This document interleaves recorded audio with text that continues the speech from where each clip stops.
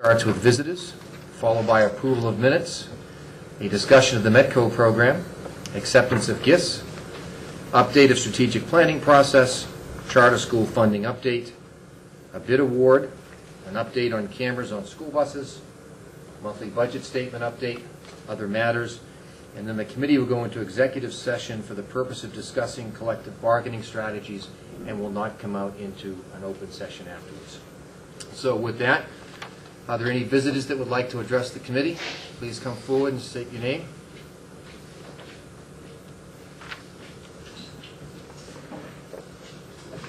Victor Bayon, 153 North Street. My regular travel scheduling starts in springtime, so I know I'll be traveling quite a while from now on. And I want to make sure that being the last meeting before we elect new chair for the school committee, and assuming that the pledge will continue that there will be a revolving chair, I did not want to let the opportunity go by without making the notations of the many progresses that have happened this year. Many accomplishments happened. Before, I want to make a small side statement based on our conversation, Bevy, the other day, that yes, many people participated in accomplishing the objectives. Whenever I said we, I was not referring to three, I was referring to everybody who participated one way or another. This is a subject that we will address later on, not now, but I just wanted to tell you that you were correct. I don't know everything that happens. I only know what I can see and things that I read. You have participated in many ways, and I thank you personally for what you've done. Martha's not here, but I had intentions of thanking her too for everything that she has done. And also Larry, because you also participated in many changes that we did before the new committee started. So when you started as a chair, we had a very, very good relationship in which we exchanged ideas, and we exchanged objectives, and we accomplished many things as friends and collaborators. And going through my notes, I found an email that really makes me feel very proud of where we were back at the time. It's an exchange of email that I know you were proud of participating as well. I have highlighted some of the parts that are important, and I think that it's good to share them because in your email you said, as a chair, I promise that I will try to answer or have someone answer all questions in a timely manner from any citizen. Another statement that you say, on Monday night, I will review the draft of the EQA results. Your criticism of the prior superintendent and the school committee will be vindicated. I hope that you will be comfortable to raise your hand, and remind people that many of the issues raised in the report were in fact raised by you to the superintendent and the former chair. That was from you, and it was very heartfelt, and I appreciated a comment like this coming from you. I responded to you. I really appreciated your kind words about the vindication that the report brings. I also said that for one of us to raise our hand and ask for recognition would be self-serving and focused in the past. The message has to be for those that will follow us and how the future of the town will be forged. We have demonstrated that the public, one or many, can fight City Hall. Your response was very nice and very touching too. You said, so well said. I look forward to Monday and beyond. Thank you for the gentle pushing. The gentle pushing had to do with the response that you prepared to give us on certain issues that were left unattended by the previous chair. That I understand decided not to respond, and you responded to us. You sent us the draft of the letter. I sent you my comments of the areas that I did not agree.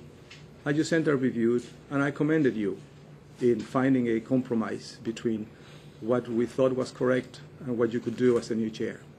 And it was fantastic. Your 5 minutes is just about up, so if you give me 1 second, please, so just finish. So in the spirit of this new committee starting next week, I would just like to ask you to make the correction so nothing is left for the next committee, and at least let us know what went wrong in our relationship and make the last effort to correct the record about what you said Naveros said about the nurses, because it's one thing that is left behind and should not be left hanging in the air. Thank you very much. Sir. Any other visitors that would like to make a statement this evening?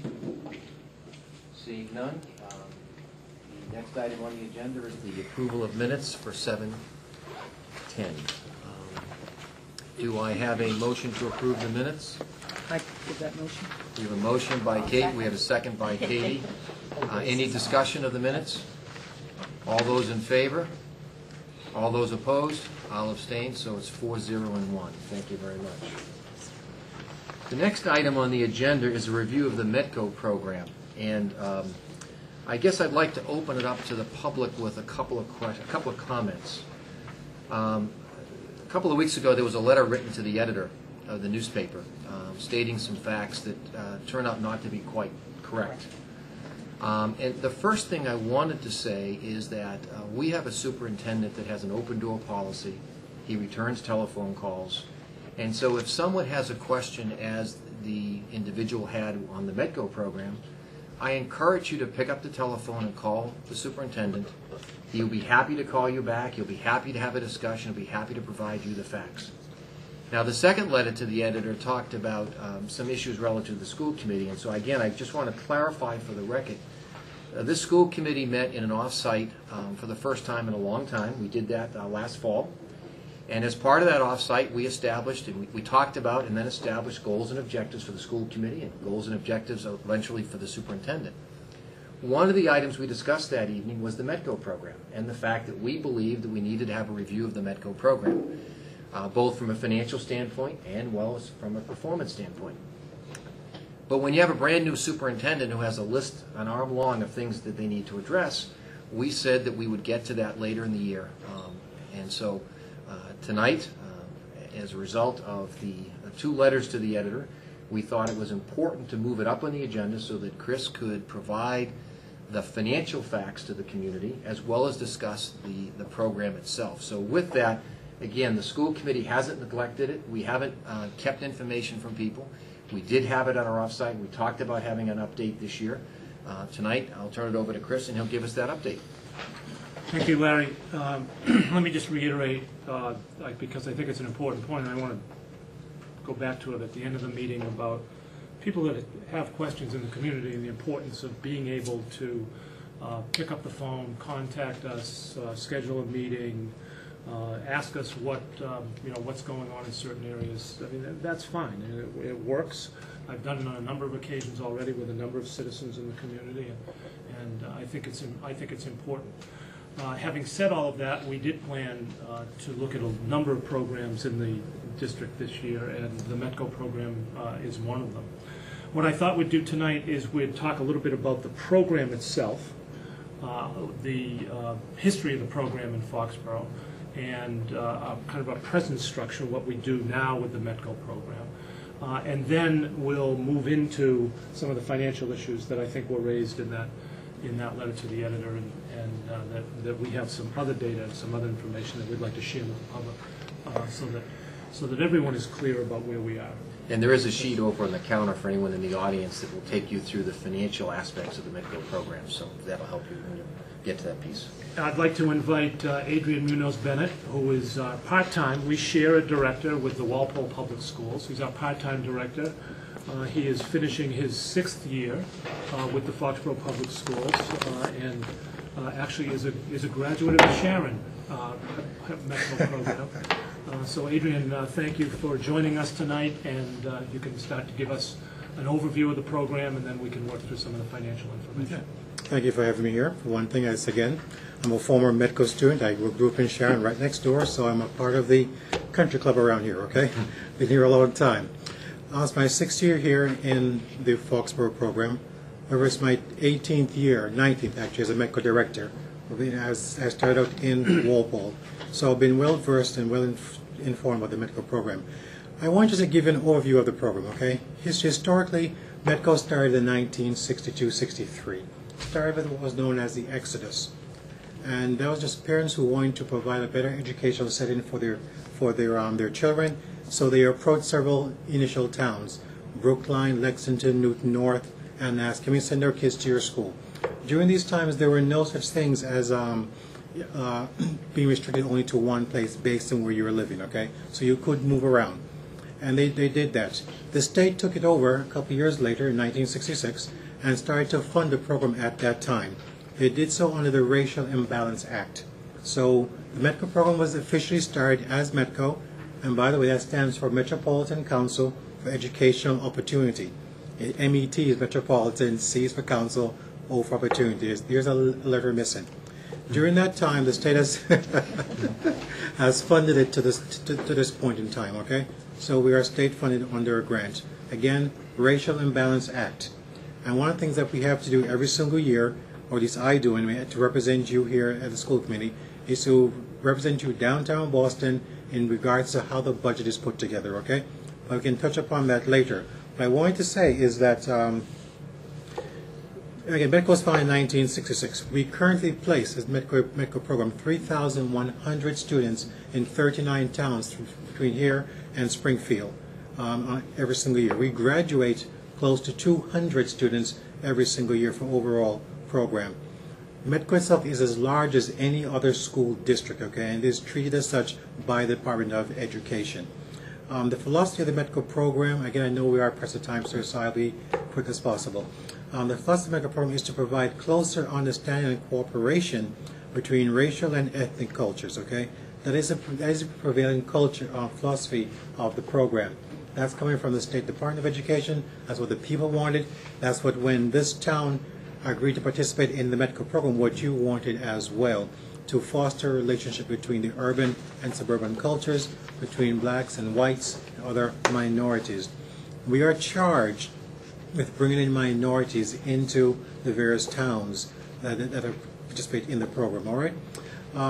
For the purposes of to expand educational opportunities, increase diversity, and reduce racial isolation by permitting students in Boston and Springfield to attend public schools in other communities that have agreed to participate. The METCO program provides students or participating school districts the opportunity to experience the advantages of learning and working in a racially, ethnically, and linguistically diverse setting.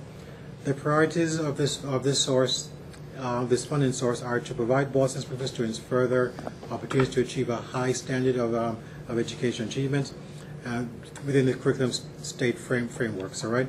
So we are always making sure that we are planning our business along the curriculum state frameworks.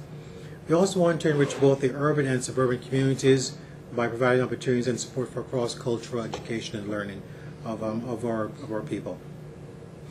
Foxborough program history, you've been a part of the program for over 30 years. In that time, many students have graduated from this program. Actually, 95% of students who come through Foxborough, through METCO, have graduated, and actually I'd say at least 85 gone on to college, okay, percent. My figures may be a bit, they're probably a bit lower, okay?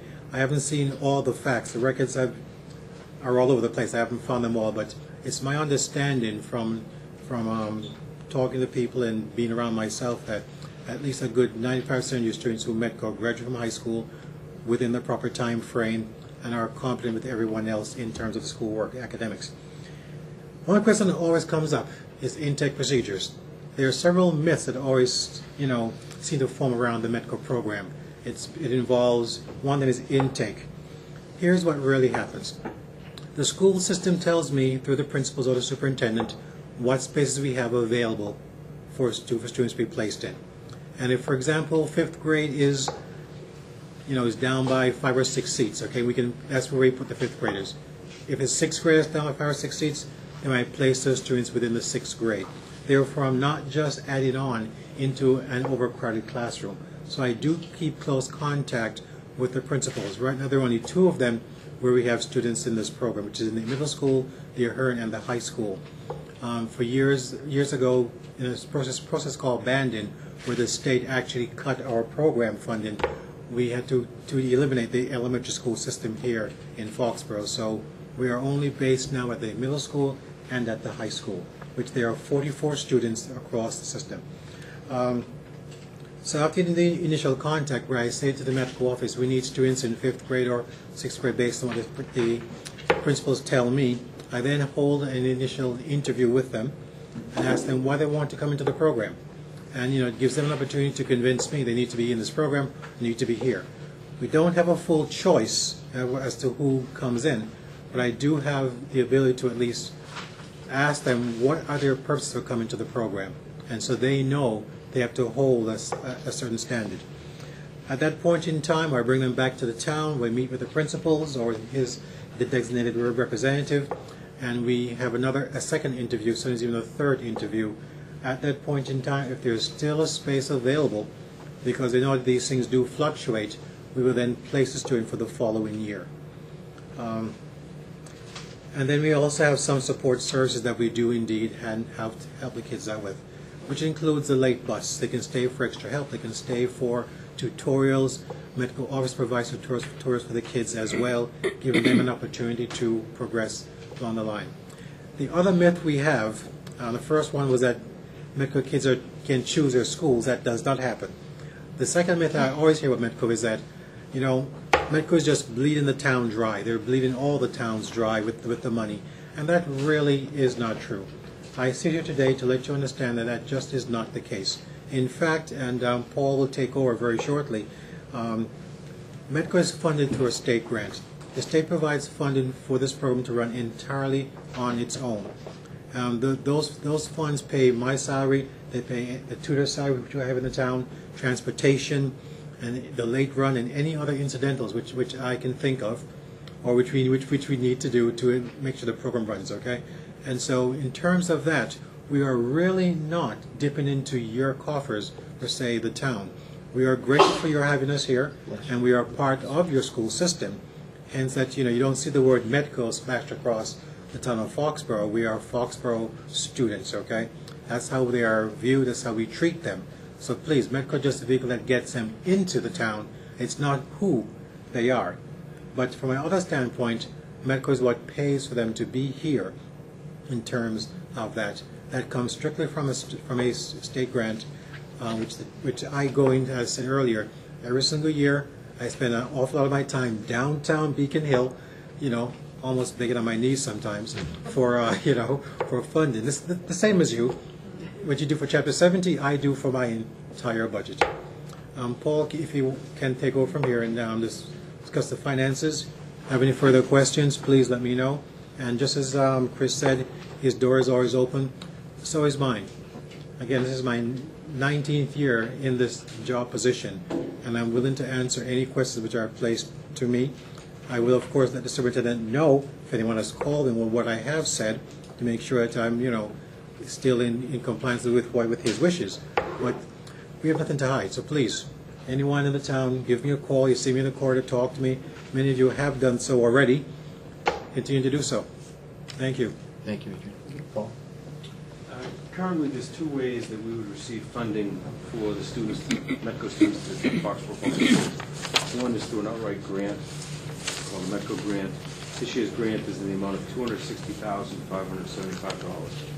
In addition, every Medco student, we also receive reimbursement from the state through our Chapter 70 reimbursement program. That Chapter 70 reimbursement amounts to $114,203. This brings the total financial receipts of the town on behalf of the Medco students at $374,778. In the event the Medco program ceased to exist, there are direct expenses that would also no longer exist. Those direct expenses would be the cost of the halftime coordinator, the school transportation for the regular runs to and from school, late runs, tutoring. Those direct expenses add to $126,119, which really means that in the event the program ceased to exist, the town of Foxborough would lose $248,659 of funding that is not directly attributable to the Medco program. And when I say that it's not directly attributable, as you look at the spread of students by grade, in no case would we be in a situation that those seats that are taken by the Medco students would put us into a situation where we either add teachers or subtract teachers. So that it's, as we look at an incremental cost, certainly if our per pupil cost is $9,900 a student, if you add 3 or 4 more students, that you don't multiply that 9,000 and increase our budget by that amount of money. there's a cost as seats get filled up. You don't add principals, you're not spending more on electricity, more on heat, and so forth. So that the direct expenses, as near as we can figure, are about $126,000. And the incremental cost to offer the program would net loss to the town of $248,000. To put it a little bit differently, Paul, since there are no additional teachers as a result of the students, there's no additional heat, there's no additional air conditioning, there's no additional electricity, etc., other than pencils and paper, which you didn't have in there, the program generates revenue that we can put towards our heating bill, our electric bill, our teachers, etc. So from a financial standpoint, instead of being a drain to the community, as some may have thought, in fact, it's a financial positive to the town. In addition to that, I think there are quite a few people who believe that the students themselves are a positive addition to the community. And they bring a level of diversity to our community that we would otherwise not have. So there are lots of benefits to the program, both from a student standpoint and from a financial standpoint. And we wanted to make sure that, number one, people understood that, and number two, that any questions people had this evening, they could share directly those questions with those folks that are here to answer those questions. So I'll open it up first to the committee. Kate, you want to go first? Just, Paul, if you would, the Foxborough Reporter editorial, the individual had alluded to us, of course, losing money. We know that this program actually contributes financially to our students. But there's also a misconception that over the 30-some-odd years, there has been a drain. Could you just shed some light on that? Because if this has historically, there has always been this grant, so there's always been this financial plus versus drain. I think that might be important to note to the community. I didn't go back and research to see how long the METCO grant has been available, but I suspect it's been available since the day one of the program. Let me take that question. From day one, I said 1966 when the program started, from the state perspective, they have granted money to the towns to run the program. At no time at all has this program drained the school system at all whatsoever. As Mr. Harrington pointed out, there is no additional cost to turn on the lights if there's one or two students here in the program. There's no additional cost to heat in the building if we walk in the front door. If you and I come in the door tomorrow and it's cold outside, we don't get charged, the cost of opening the door for the heat that escapes. So that does not occur. No, at no time at all have we been a drain on the budget here. In fact, we have managed to add to the overall budget probably of the town. I think where a lot of people get confused is they see a report that says it cost us $9,000 per student to educate them. And they equate that $9,000 to this, and they say, well, obviously we're losing money, without understanding there's fixed costs and there's variable costs. And the variable costs, those out-of-pocket costs as a result of the program, are $126,000, which is less than the METCO grant itself, not counting the Chapter 70 reimbursement. And so you can understand how people get confused. And you can understand the importance on programs like this to periodically educate the community to recognize how the program works and how the financials work. But I can see where people would be kind of thinking it's $9,000 and we're not getting $9,000. But when you look at the true financials, you find out that it's still a profitable program for the community. And Yes. that $250,000 allows us to do some other things as a community in our schools to make our schools better. Chris, you wanted to...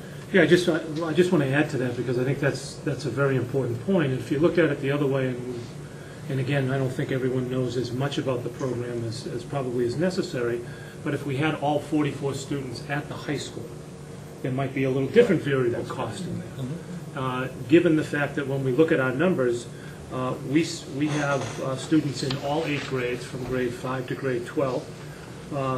Just some examples, in 5th grade we have 6 students, in 6th grade we have 3 students. How many 6th grade classes do we have across the district? 10. So 10 classes and 3 students. So you can see that the impact is fairly small. So you can see that difference, and I think that's really where some of the misconception comes in, that if we just look at the aggregate and the total number, I think that can be confusing for people who really haven't taken the next step. Could I also add one other thing that too as well? Sometimes what you hear of numbers on TV, they always talk of the larger towns. Someone like Newton North that has 500 Metco students, okay? That is a big impact right there. But they're also a much larger town. And the same thing that we are saying here can also be said of their program despite the size of their program, okay?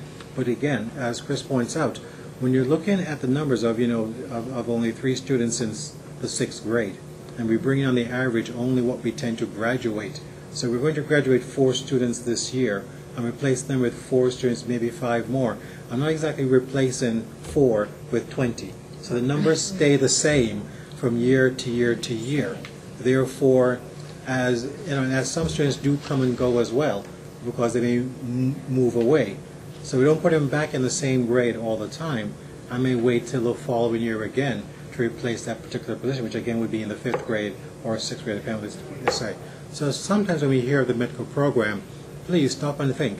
Are they talking about a small town as we are, a medium-sized town, which is about 200 or 300 students, as say Brookline High and so forth, which has 300 students? Or are they talking about the Newton Norths?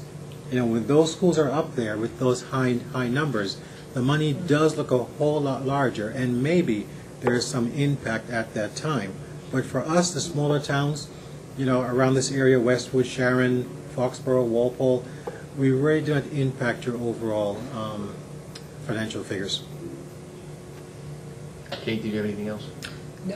No, I thank you for explaining both those issues. See, it's the Wellesley that people here get 3,100 or 3,500 versus our 25. So again, there's that misconception based on, without knowing the variable cost or the total size of the program. So I think it's very good that both those things have been cleared up. Another thing too that we're trying to work out with what we call the Metco March to Equity, myself have been heavily involved in that over the years, is there is an inequity between towns as to what they receive, okay? And people often ask that question.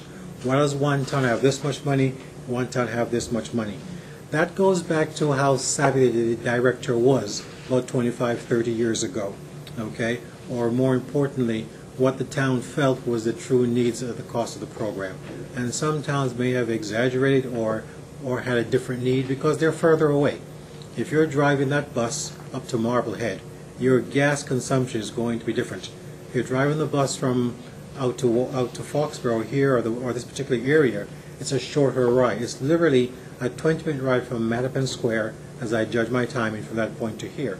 Gas consumption is smaller. If you're going to Marblehead or you're going up to one of the other outlying districts, you obviously have to add cost to that. So again, our proximity to the Boston area also keeps our costs low, because with our bus contract here, we don't spend as much on the gas or mileage part as another town would. So please, when you hear the money involved, there are certain aspects which we no longer have, which we do not have to incorporate into our figures because we are closer than some of the towns. Thank you. Yeah, just one thing. Kate, I think the other thing that sometimes people forget is they look at the Metco grant and they forget to add in the Chapter 70 reimbursement we get for those 44 students. That makes a big difference, because if you just look at the numbers, we're getting almost $8,500 per student when you look at both the Chapter 70 money and the Metco grant. And you look at the variable cost, it's substantially less than that. So I think that sometimes they just forget. Go ahead, Chris.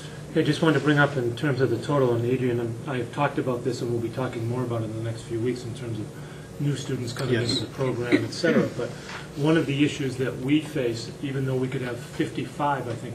We are mandated 55. That's what we, as a town, told DOE years ago that we would accept. One of the issues that we've talked about, which is something I didn't even think of, is that there's only a certain number before you have to add that second bus. So we're at that 46, 47 probably area right now, unless we decided to expand the program and add another bus. And given gas prices and transportation costs, et cetera, that would be difficult for us to do in the short run, but it's always something that we'll be talking about and thinking about. I recalled to Frank Mortimer when I talked to him last week that when I was teaching here, we had elementary students in the Metco program, and there was some value to that, to bringing them in at first grade, and I know in some places we bring them in kindergarten. When I was in Newton, we used to house the orientation program in the summer for new Metco families coming into the Newton Public Schools. So there are different ways to approach this that I think we'll continue to discuss, but I'm comfortable right now, I think, with the one bus and the middle and the high school at this point in time. But I still think we should be opening this up because, you know, other than the cost, and I'm glad we've been able to analyze the cost, but there's a great benefit to the community, and there has been for a long period of time, that I think people just need to recognize and in many ways celebrate. We talk about having a core value about diversity and respecting differences that others have. We should be talking more about that, and we'll operationalize that even more as we move forward, because I think it's an important piece. We talk about did you know, and we talk about students growing up in a larger world that's becoming smaller in many ways because we're all going to be working together. Well, this is a huge value. So that other than the cost, I think there's some areas there, but I think right now we're settling on one bus. We're settling on one bus, right. We still want to have that discussion because I think it is important. Deb? I would like to take a different venue on this. I taught in the Foxborough school system over 20 years, and every single year I was involved with Metco students. And I have nothing but the greatest support for the program because I want to tell you how much those young people enriched our school system. They enriched them in girls track and boys track and all kinds of sports. They enriched them in poetry writing and earning awards. Yes. They were recognized in art, award-winning art. I love music. One of the most memorable ones was a young man who had a wonderful voice who took many of the solos when he was in music program. He had his father's talent. He wrote some gospel music, and their church came and performed the music he had written under the direction of his father. And there has been deep enrichment. I cannot tell you the year. I'd have to. Was Bola Gemma the coordinator then, or was it Bernice Conti still? I think it probably was Bernice Conti still, but it was a standing ovation in Foxborough High School auditorium. These young people went through the entire system, and at that point the graduation speakers were chosen by the student body. And one of the top speakers one year at graduation was a Metco student, and the title of his graduation speech was 10,000 miles. And since kindergarten, he figured out that he had traveled 10,000 miles to receive his high school education. And from that day forward, I greeted every single Metco student with a different attitude. Oh, thank you. It was incredible. Don't tell me which year it is, but I would love to somehow scramble in the archives. I would never say that. No, because this would be maybe an appropriate time to find a copy of that graduation speech. Again, this is my 6th year here, and when Bernice Conti was here, I was still running around in Sharon in some respects, so I won't tell you that year either.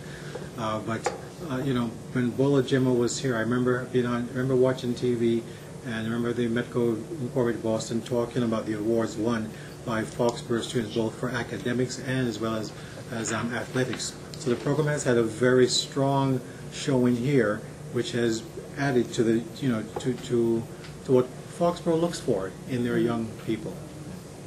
Martha? Even before I got on the school committee, it was always my understanding that we have X amount of seats within the system, and if they're empty, it behooves us to fill them. And I think one way to fill them was with Metco students. And my children grew up in the system with Metco students, and I think their lives were enriched because of it.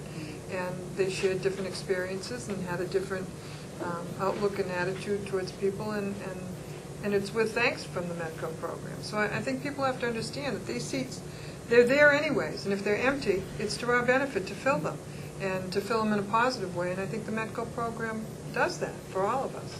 And I just think, I'd love to see the funding formula a little bit different, but that will come in Believe me, time. That will I'm- come in I'm- time, and I'm working on that everybody's one. always working on it. So I see it as a huge plus for Foxborough. It always has, and it will continue to be a plus. Let me say too, when I speak to the students, they are quite happy here, and they see you as a large plus for them and how they are learning, what they are learning as well. And many of them take away from here a very grateful sense of being able to come out here to your school system and learn in your school system. They go on to college, and they bring honor to our name here in Foxborough when they matriculate to the next level. So I think the same way that you have greeted us with open arms and friendship, we too have left here with the gratitude you have shown us, and with those same open arms and thoughts. And sometimes equally important, what the Metco program does for all of us, when they leave here as ambassadors of your town to the rest of the world, because not all parts of America are as open-minded about things as we are here in Foxborough. So I think when they leave here, they can say, no, I went back there, and your impression of Foxborough is incorrect because I was there, and I am proof that Foxborough is an open-minded community. I think when you see a graduation ceremony, and we have Metco students that are graduating, the enthusiasm, the excitement of the Metco parents when their children are named and graduate from our system, it's very moving. It's very touching to see how excited they are that their children are graduating from the Foxborough school system. And I think that speaks volumes for the town of Foxborough. Thank you. Katie? Well, that's already been said. I mean, I support the MECO program, and I think that the students here receive so much from the students that come from the MECO program. So I think it's a win-win situation, and I think the numbers, speak for themselves. It's not. I read an article in the Boston Globe, and I'm wondering if this may have spurred on some of the letters to the reporter. That was in the beginning of April, and it was about the MECO program. And they did have a number in there, $9,000 per pupil spending. And I think it's always good to have discussions about all of our programs. So I'm delighted that you came today and educated the public. And I think the numbers reflect. We're at 45, and in the past several years, if we go back, these are the numbers we've been at. I think we haven't gone from 52 maybe back in 2000. But again, as everyone said before, we're using the same lights and everything else, so I think it's a positive thing. Great, thank you. Any questions from anyone in the audience? Sir, could you come up to the table, please, and give your name and address, please? You can just move a chair over and you can stay there, because you may have to answer the question. I have a simple question. My name's Ben Potenza. Okay. I'm from Fletcher Street. Actually, only been in Foxborough about 18 months. Grew up in Framingham, actually. I had a question about the surplus. Is that earmarked specifically or restricted from being used for anything within the school committee budget? No, it comes in as revenue, and then we have our expenses as the budget gets approved at town meeting. Okay, so a follow-up question. So I don't recall the first letter to the editor specifically, but I think there was some, I think one of the points was something about full-day kindergarten, and whether that money, or by replacing the MECO program, would fund that. Correct. So can that surplus then be applied to the full-day kindergarten, or is it something, Well, apples and oranges? the answer theoretically is yes, Okay. except in balancing our budget each year, we've already used that money.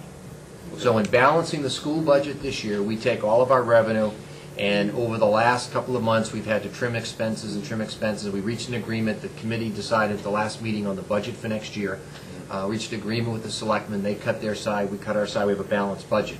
In that balanced budget would include the projected revenue from this and the projected expense for this. The full-day kindergarten program is a new program that we've added for the first time. It's one that the community has discussed for a long period of time. There is incremental cost of that with additional teachers. Yep. And so what we've tried to do is we got a grant from the state to cover the new furniture and things that we would need. But what we've tried to do is to put a price that would cover the variable cost only.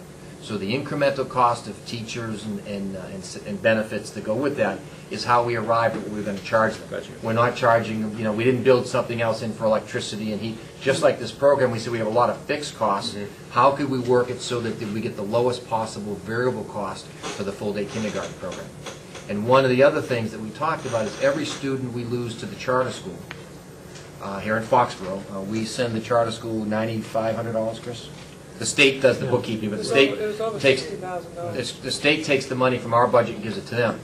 And what we have found is historically, by not offering a full-day kindergarten, we've been losing children to the charter school. And when they go there for full-day kindergarten, they stay first grade, second grade, third grade. Right. So we think over the long term, by offering the full-day program at a price today that covers our variable cost, if we're able to attract more students to stay here rather than put them into the charter school, that could give us flexibility in the future. On the other hand, as we've talked about as a committee, in order for the state to balance its budget this year, they were going to use casino money. When the casinos didn't go through, they said, well, we're not going to cut any aid to cities and towns this year. What we will do is we'll take it out of the rainy day fund. Well, they can't take it out of next year's rainy day fund. So next year's budget, fiscal 10, will be a very, very tight year for us on the town side, on the school side. And so from that standpoint, we'll be looking at how do we make further cuts, further reductions, further efficiencies in order to make sure we can continue moving the program forward. Okay, so I understand. So it just goes into a general pool that you've already allocated? Correct. Okay, so it's Correct. somewhat apples and oranges, but Right. I get it. Okay, thank you very Thank you much. so much. Appreciate you coming Yep. tonight. Any other questions from anybody? Okay, we'll move on to the next item on the agenda. Adrian, thank you very much. Thank you very much, Thank Adrian. you. Thanks, Adrian. The next item, it seems like this is almost every other meeting. Invensys comes with a gift. So let me turn this over to Chris, but again, the Invensys company is bringing forth good tidings to the Foxborough students. So Chris? Thank you, and I want to welcome Sheila Peterson here tonight, who has really shepherded all of the ideas through that we've generated, and she's vetted through the process at Invensys. And I'm pleased tonight to ask the committee to accept a series of gifts that total $28,500. And let me just walk you through what we're going to be doing with that money from Invensys. We have an upgrade, a software upgrade right here at Foxborough High School for our CAD, our computer-aided design program, which will cost us $8,500. We have a program that we're starting at the Ahern School that's titled Exchange City, which is a nationally recognized innovative economics, government, and civics program. Real-world connections and critical thinking skills are important. I'm actually reading a letter that Sheila sent to Sue Abrams, awarding this or announcing this. Real-world connections and critical thinking skills are important aspects of this experience, as Exchange City incorporates all aspects of a real city or town, including the running of businesses and the use of technology. The plan for us will involve the community and parents in guiding the entire 8th grade population through the process that includes 40 hours of instruction prior to full immersion into the simulation. So I think that will be really exciting, and I'm sure that we'll be reporting back on that as we do that. So that's $10,000, which we're very, very grateful. And then the math camp at actually across the system, where we can have approximately 55 students attending this summer. And this is the third year that Invensys has supported the math camp. So it certainly will help our math goal, and we'll be identifying students. I know Debbie's been working on this project with For kids who want to be challenged in math too, Right. which is an area. Math camp is actually great for kids who want to be challenged in math as an enrichment, kids who can go a little bit beyond. So it definitely fills a gap that we have for students who are capable of doing a little bit more and might want to learn a little bit more math in a more relaxed environment. What are the grades for math camp? Maybe 5 through 8. 3 through 8. Exchange City is just 8th grade, correct? Seventh grade. Oh, wow, geez, that was close. Want to try our third question? No, that's right. But I just want to talk a little bit about that. It's hard, we have a lot going on. I know. The other good thing about Exchange City that I really liked about it was that we don't have a lot of resources for economics, Yeah. for teaching kids about economics. That strand is the most challenging in the social sciences. So when that proposal came across, we're all very happy about it because it really is a real-world application of that. So, thank you. So I'll ask the committee to accept the gifts from, I have a motion by Katie, I have a second by Martha. Discussion? Yes. This is always a wonderful thing. Awesome. All those in favor? Thank you enough. Opposed, motion carries 5-0. Again, please make sure that the company knows that they've made a huge difference in our community and continue to do that. And I know that companies often do things, but it takes someone within the company to make things happen. And you have been a big advocate and someone who has been a squeaky wheel to get what we've needed. And so we appreciate all the work that's done within the company to make this a reality. Absolutely. Okay, the next item on the agenda is an update on the strategic planning process. Dr. Marvis? okay, I will begin this and then give most of this to Debbie Spinelli to work with the public and the school committee. As the committee knows, and I think as the public knows, the district has gone through, over the last couple of years, an extensive process to plan strategically for improvement in the school district, and also to make sure that the strategic plan and the district improvement plan, which is mandated by the state, which is a good tool for us to be using to benchmark some of our projects and some of our ideas, and then working through with the school improvement plans, which this school committee has heard from our principals late last spring. So what we wanted to do is begin the process, and I'll say that one more time, begin the process of articulating what we're doing with the strategic plan, because people have asked us that question on occasion, and how this moves together. And Debbie's also put together that for public consumption. We'll put this on our website so that people can see it. And also has offered a couple of examples. And what I would suggest is we engage in that discussion tonight, and then over the next few meetings, talk specifically about how our goals have meshed with this, what we're doing with our district improvement plan. And we already have some ideas about how to check in on that. And that will help us to build goals for the future. So, Debbie, I'll turn this over to you. Try to move this without scraping along, not to break that either.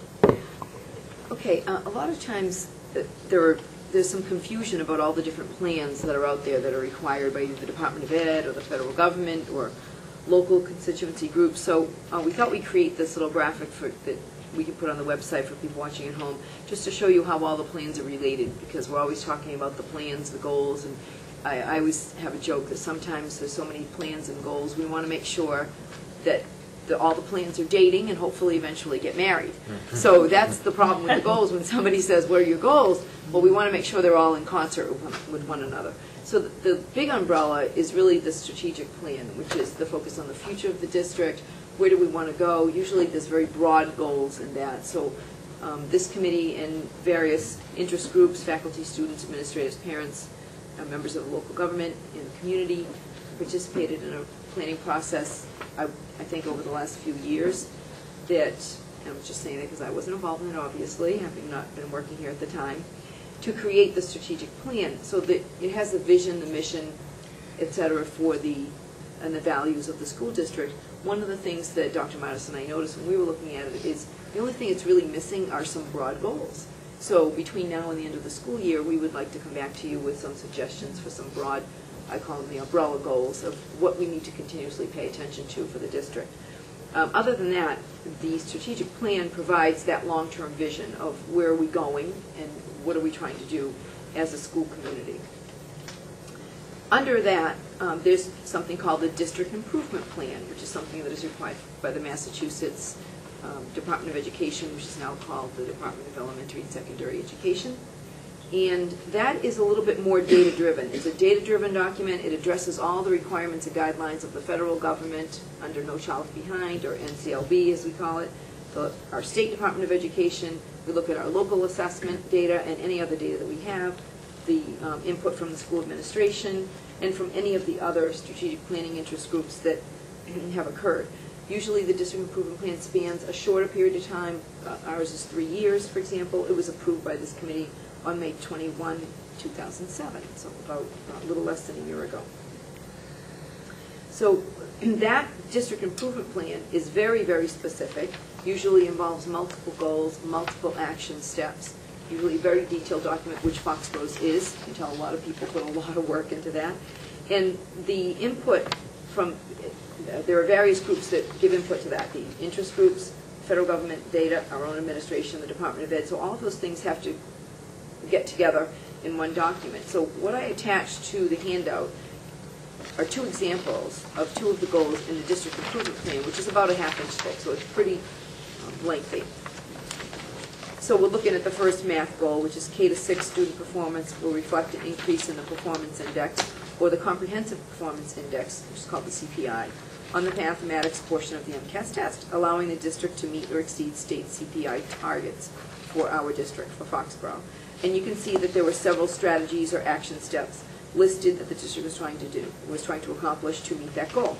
So you can see, if you just look very quickly, some of the strategies have already been accomplished. There has been a K-6 math program review and evaluation conducted. They have selected a new program for K-5, that was last year, for mathematics. The alignment of the curriculum is ongoing.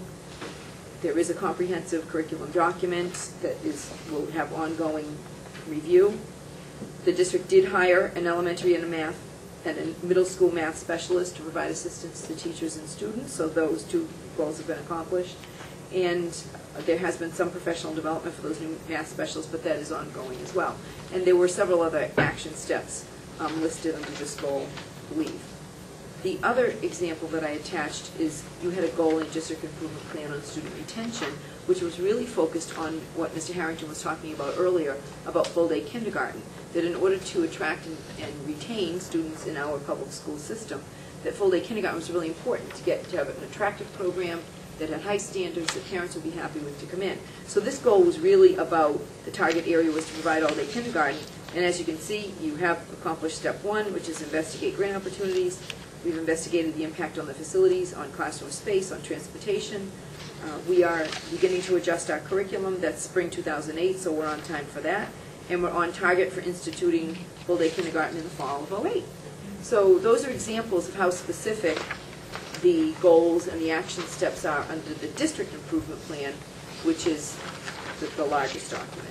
And then everybody is very familiar with your school improvement plans, which are very building specific. Each school has their own plan. Usually those span 2 years. Those were approved by this committee in the spring of 2007, almost a year ago, and those plans are developed by the school council and the staff. So we really have 3 levels of plans, the big umbrella. We've got the district improvement plan, which is meaty, and then the individual school improvement plans, which are related to that. So in our conversations, what we would like to do is come back before the end of the school year with some suggestions for broad goals for the strategic plan.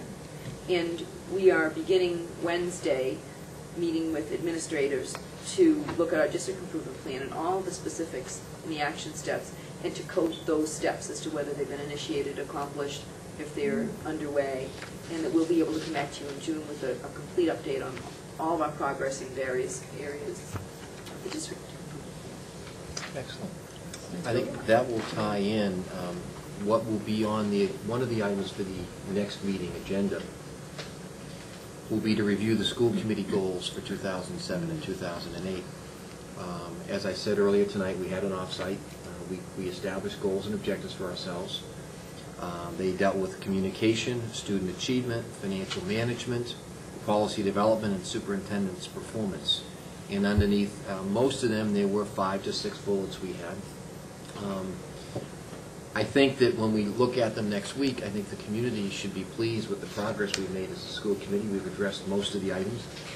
On the student achievement, it's important to be tying in those goals and objectives to what we're trying to do and be able to measure those. And so on the agenda for the next meeting will be an in-depth review of school committee goals and objectives. Also, each of the school committee members now has completed an evaluation of the superintendent. They have sat down with the superintendent, reviewed the evaluation with him. I will now put together a composite evaluation, and we'll be discussing that at our next meeting as well. I will review the composite with Chris before the public meeting.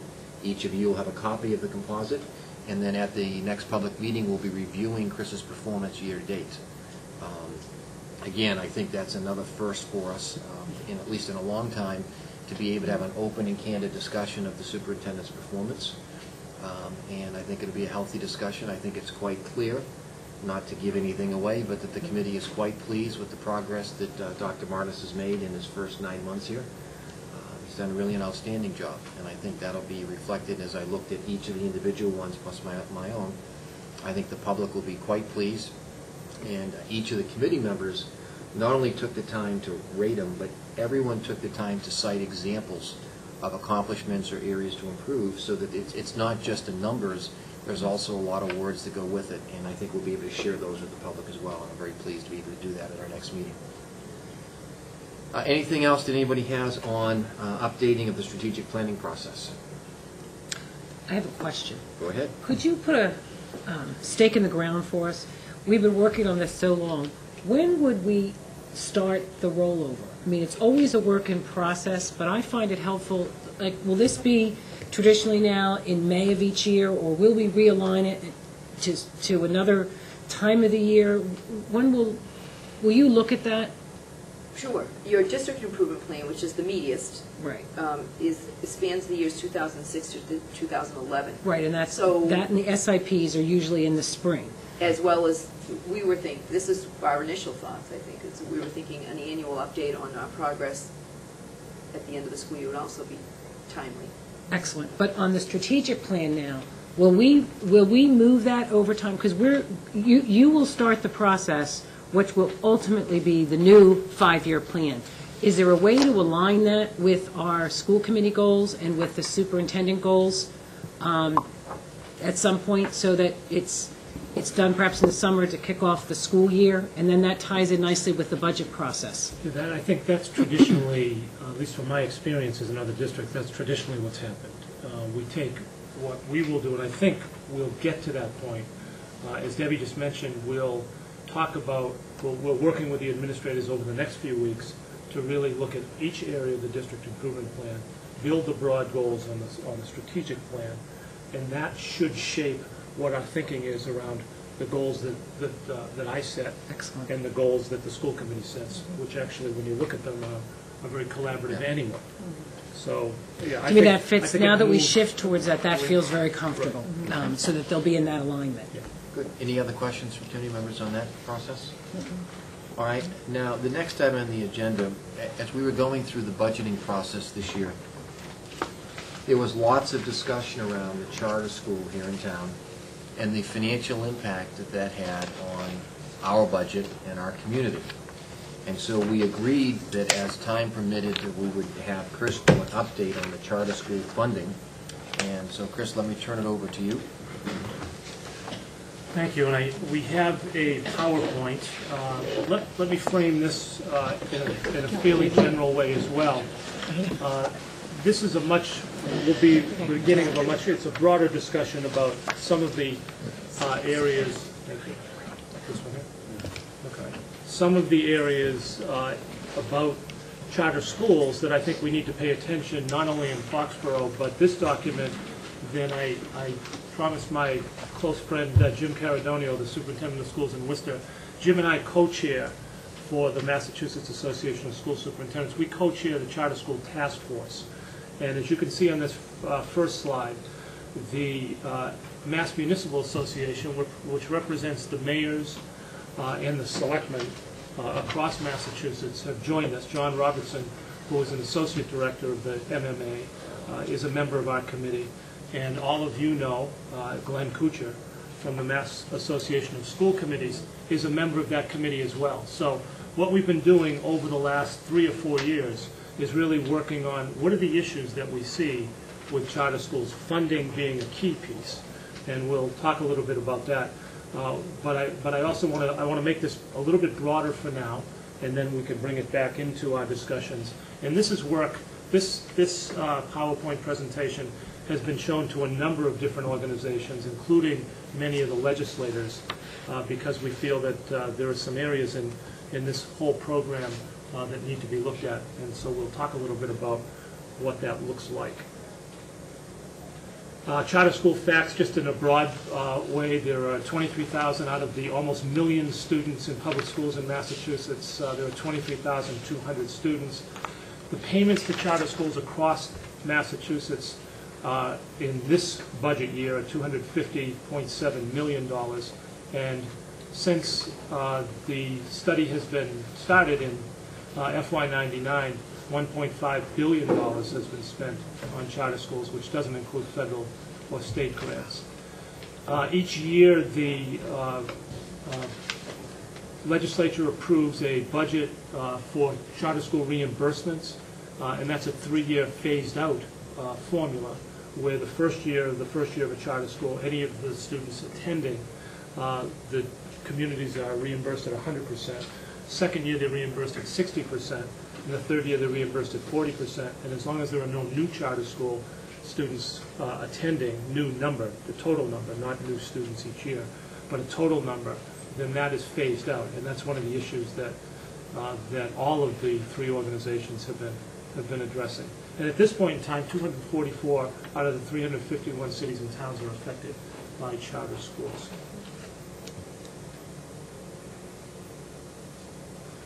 Impact on current formula. Charter schools have been shielded from any state fluctuations. Some of you may recall that in FY04, when the Chapter 70 funds were cut in many communities by 20%, that didn't affect the money that went to charter schools. It just affected the local appropriation.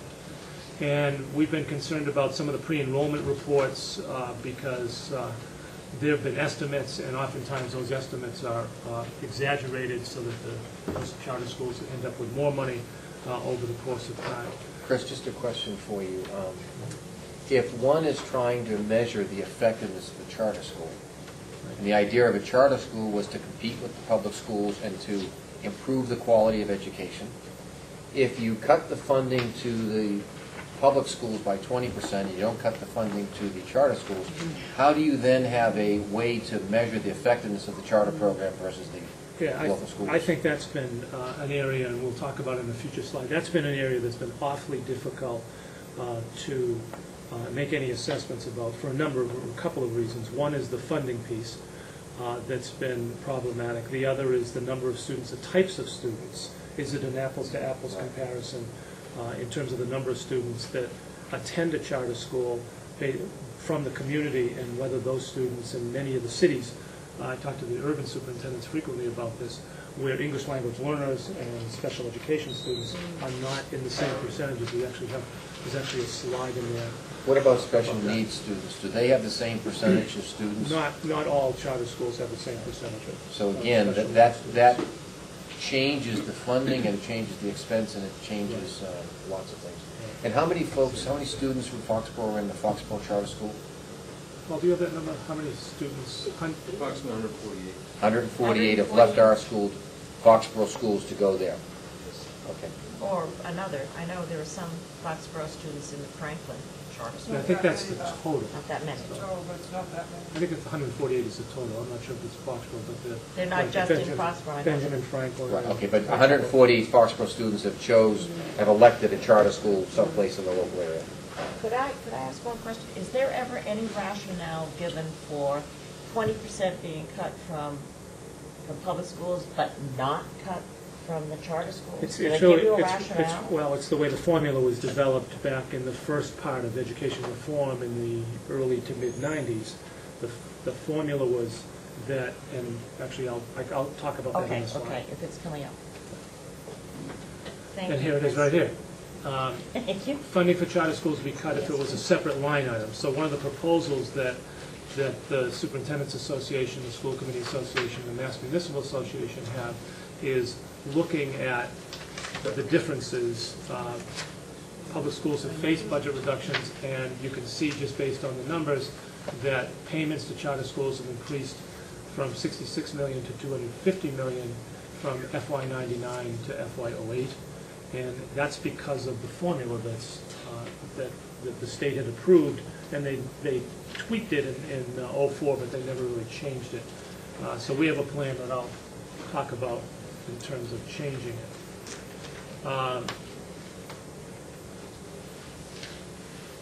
This is actually a little bit of the discussion that we had about the METCO program. What are the savings to the sending district by removing 6 students from one class? The savings are minimal because you still have to budget the principal, the teachers, the teacher assistant, utilities, maintenance, support staff, transportation, et cetera. So that really is the same. We're stuck with the fixed costs. We still have the fixed cost, and because, again, in our situation, it's not that 148 may seem like a large number, but out of 3,000 students, and it's spread out across grade levels, it's not really a very large number. And I know that this is one of the reasons I thought this was an interesting slide. It would be the same analogy if you were looking at an airline, that if you had 6 less passengers on the plane, it's still flying. You're still paying for the pilots, you're still paying for the flight attendants, fuel, cleaning, baggage handles, all of those other costs. So sometimes people don't get the school comparison, but it's easy to get, to really take a look at and understand this one. So there are there savings? They're really minimal in terms of this. This is one really to a little bit of what Bev was talking about. The money follows the student is the assumption. And it's really too complex. It's a very good soundbite, but because of class sizes and costs that we see in every school district and every school, it's much more difficult to say that that's really the way. But that's how the funding formula was developed. It was simply, what are your costs? And you take that cost per student, and Paul talked about it a little bit in terms of our per pupil expenditure, and that cost goes to the charter school. That cost for every student. So that's the way the formula was developed, and that's why we have some different plans. And so what we've said is total cost of the whole proposal that we have is $113 million. We would say take out the whole reimbursement piece because that's already in the budget. And so the real cost for new state funding is $51 million. Now that's not in, I need to be clear about this, that's not in any appropriation that I've seen yet. But that's still a work in progress that people are working on. I'm not very optimistic that it'll happen in FY08, but I think we have some momentum, partly because we've collaborated with the mayors and the selectmen and with the school committee members, along with superintendents. For quite a long time, it was just superintendents really talking about this issue. Well, I think that in talking to Jay Barrows, Jay certainly understands this, and I think that your outreach to our legislators is important. But I think what I don't want to lose for the public is the value to have a superintendent in Foxborough who is co-chair of this very, very important aspect. Because if you folks can drive the change here that needs to be driven, it will have a dramatic impact on our funding. And so we're fortunate that you have that network, that presence, that connection to be able to lead such an effort like this. And here's really the plan. It would be, and this is just an example, if we were spending, and this is I think the Worcester number actually, if we were spending $10,792 per student, that money goes directly. Our plan would be, look at this just as we'd look at choice. Choice is a $5,000 per student. So if we had a student that decided that they wanted to attend the West Bridgewater Public Schools as a choice district, if they wanted to attend the West Bridgewater Public Schools, then we would send them $5,000 for that student. So we think there's some fairness there. We've also had the discussion about METCO. Well, you know, we've always been pushing for METCO to be a choice number as well, not $3,800, but closer to $5,000, and that's really been the push that Adrian talked about. So then the state would have a separate line item, and in this particular case, they would pick up $5,792. So if we were looking at ours, and just to, again, to approximate, if our number was close to 10,000, we would be saving $5,000 per student, and that would be general revenue. That would be in the general revenue stream, and we would be looking at that in our discussions and deliberations with the town about what is available revenue. So if we multiplied that 5,000 times 150. 150. That's $750,000. So there's that's the discussion. My sense, given that it's a political issue, is that it'll shift a little bit, just as when we were working on the circuit breaker in special education, we didn't get everything that we wanted in that discussion either, but that has been the plan. So the state would pay the difference between the total tuition and the sending district assessment, and that would really be, that's really the importance of the plan. Chris, one of the things that I should have said to Mr. Patenza when he was here talking about the full-day kindergarten is that the fee that we've established, most communities, and Debbie probably remembers the numbers, but most communities charge a fee, and the fee that we proposed was on the low end of all the communities around. So again, those that are looking at why we're charging, it's a new program, it's incremental, we're only charging the variable cost, and all the communities are doing that, we're on the low end. But if we had an extra $750,000 of revenue to the town, and if you use the historical split of 70-30, you'd have roughly $500,000 coming to the schools, which could be used to, for instance, pay for that program without a fee or to do other kinds of enrichment programs. The town obviously could use the money on its side as well because of the budget cuts that they had to make. So this is an important message for every voter in Foxborough to understand. The efforts that Chris and his team are putting forth here is really very, very important to us, and all of us need to make sure that our state rep and our state senator clearly understand the impact that this has on our community, and that they're doing their best to rally support around the changes that are necessary. This is also, I think, one of the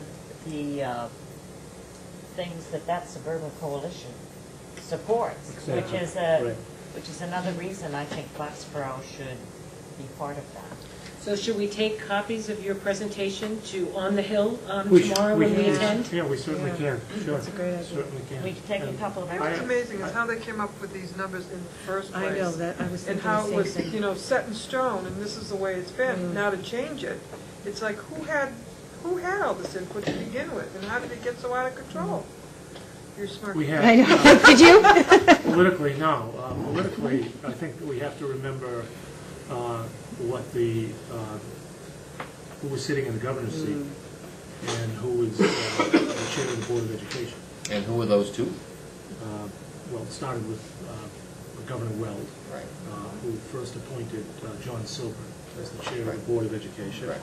And then when Dave Driscoll became the commissioner, Jim Pizer became the chair of the Board of Education. And then if you want to look at pro-charter school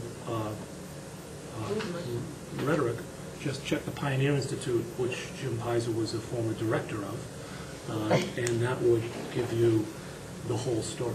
It's almost like we gave the whole store away to begin with. Well, And that- now to try to get it back, Chris, is incredible. We're fighting for something that never should have happened in the first place, or never to this extent.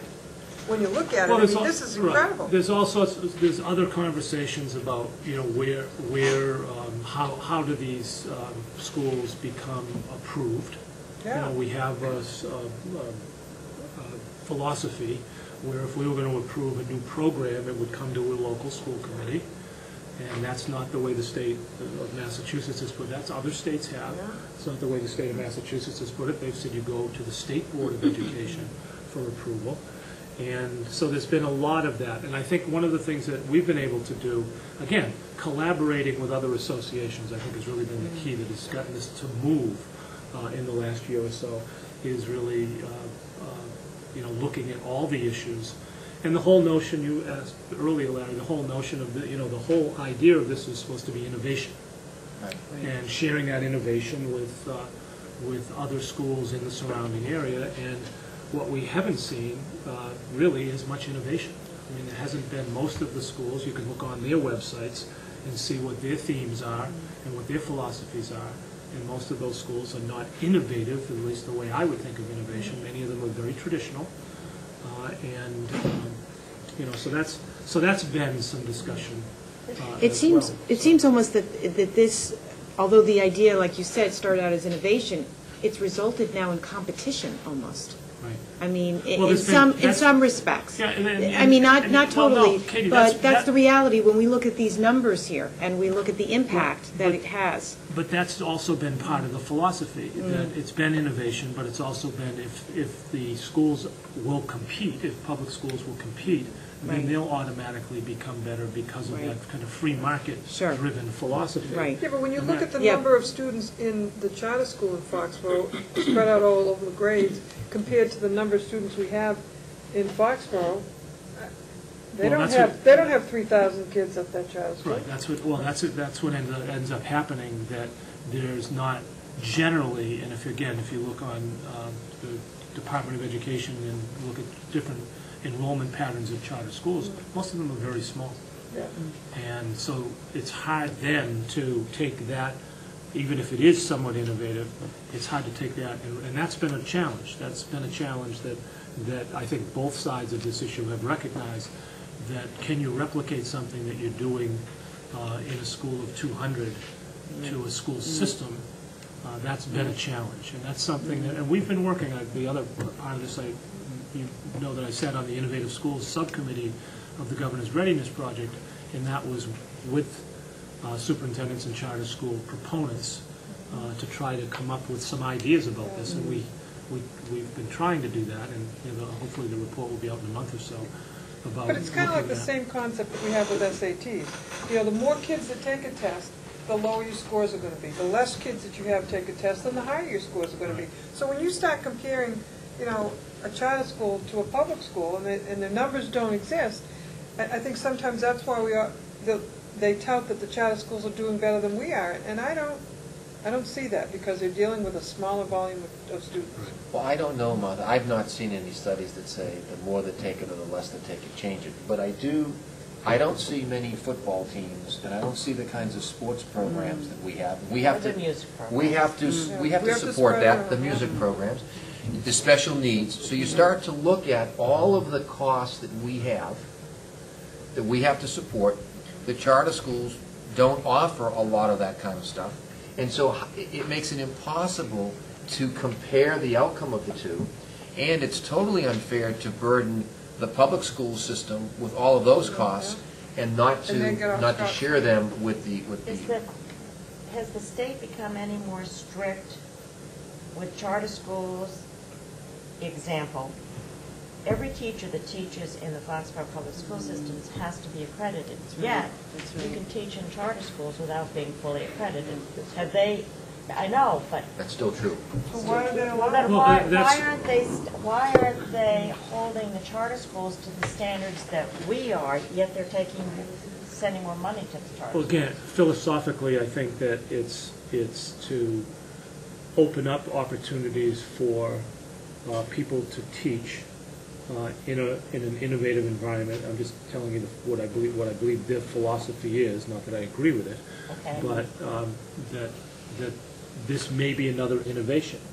And there's been discussion back and forth about how strict are the standards to teach versus are those standards enough to ensure quality? So, like, people do go back and forth in that debate. So there is that's been part of that idea about innovation, that maybe we can bring others in to teach.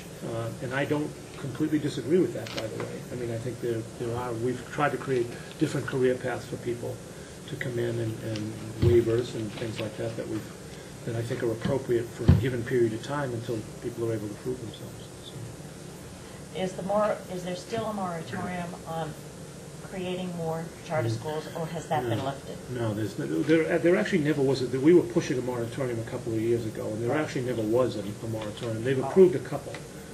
They didn't approve one in Brockton the last month or two. But they did approve, I think they approved one out in Western Mass, and I think they may have approved one in the greater Boston area. So, yeah, so there's still. They're not there's still there. approving as many as they did. No, they're not. No, and Because what, it's- one of the things that we've also been talking about is an independent study. I mean, we've had studies, as you can see in this, we've had studies from we commissioned some grad students at Worcester Polytech a couple of years ago that were interested in looking at this issue. And they were the ones who talked about, are they educating the same proportionate number of English language learners and special ed students, and they were looking more at the urban areas. It would be difficult really to do that analysis with us, although special education you could. English language learners would be a little more difficult. And they found that they're not in the same numbers. So when you make comparisons, say, we're doing better than you are, you have to make sure that it's an apples to apples. So that independent study, so when they did, that wasn't an independent study because we commissioned it. So, the charter school proponents said, well, that's your study. We have studies that say other things. So we've asked the legislature, and there is some interest in doing this, to look at this in a more bipartisan way and to create, to commission a study by an independent group. And there are certainly enough independent groups out there that could look at issues. Is there a charter school? Is there a charter school in the Senate President's home district or the Speaker of the House home district? The urban areas are the Boston areas. There's much more of a pro-charter school, some of it because of some of the issues in urban education and having. The reason I'm asking is, Yeah. is Massachusetts for years has had a governor that is not very powerful. The Speaker of the House and the Senate President basically run everything. So it would seem to me that if you're going to change the funding, you have to get those two people to kind of agree that there needs to be a change. Right. And so you have to look at within their district, what are their citizens crying or demanding, kind of a thing. Right. Because they are very, very powerful people in running the state of Massachusetts, and they always have been. So why don't I stop now, and that I think we've covered a lot of the. Any other questions from any other committee members? Do you see it changing? As I said, I'm not as optimistic about this FY09 budget, but there's also some discussion. Part of it was some of the Innovative Schools Subcommittee. It may not be, again, the formula that we like, the 5,000, but it may be something like that we'll get some agreement on. Obviously it creates a financial hardship for the charter schools if all of a sudden you reduce their funding dramatically. On the other hand, when we were cut 20%, we had to deal with it. Yeah. So, and when you look at the number of students in the public school system versus the number in the charter schools, and you take and cut 20% across the board, as they did a number of years ago, and could very well happen next year with the tight budget situation, it's absolutely imperative that we are out there fighting for the average student. How do you find out about how their budgets are run, and do they have a surplus, or what goes on within their system? And we have a very open public accounting for our school system, and yet, who knows what is going on? Yeah, that's part of the discussion about the independent study, actually, to take a look at all of the financial records and to take a look at where is the spending going, what's their administrative structure. I mean, if you have a school of 300 or 400, do you need an executive director, a business manager, and a principal? So there's some of those kinds of discussions that have been going on across the state. So. The other thing to remember too, some are not for profit and some are for profit. Right. So the ones that are for profit keep their revenues. I mean, it's a money making business. Right. So the parent company makes profit. Right. Okay, the next item on the agenda is the bid award number 2008-11, asbestos abatement and replacement at the Taylor School. Mr. Jackson? Chairman, bids were received from 6 vendors to remove and replace floor tile at the Taylor School. They range from a high of $159,025 to a low of $111,781. After a thorough review of all bids were conducted, we determined that the low bid is submitted by Capital Carpet and Flooring in the amount of $111,781 is the lowest qualified bidder.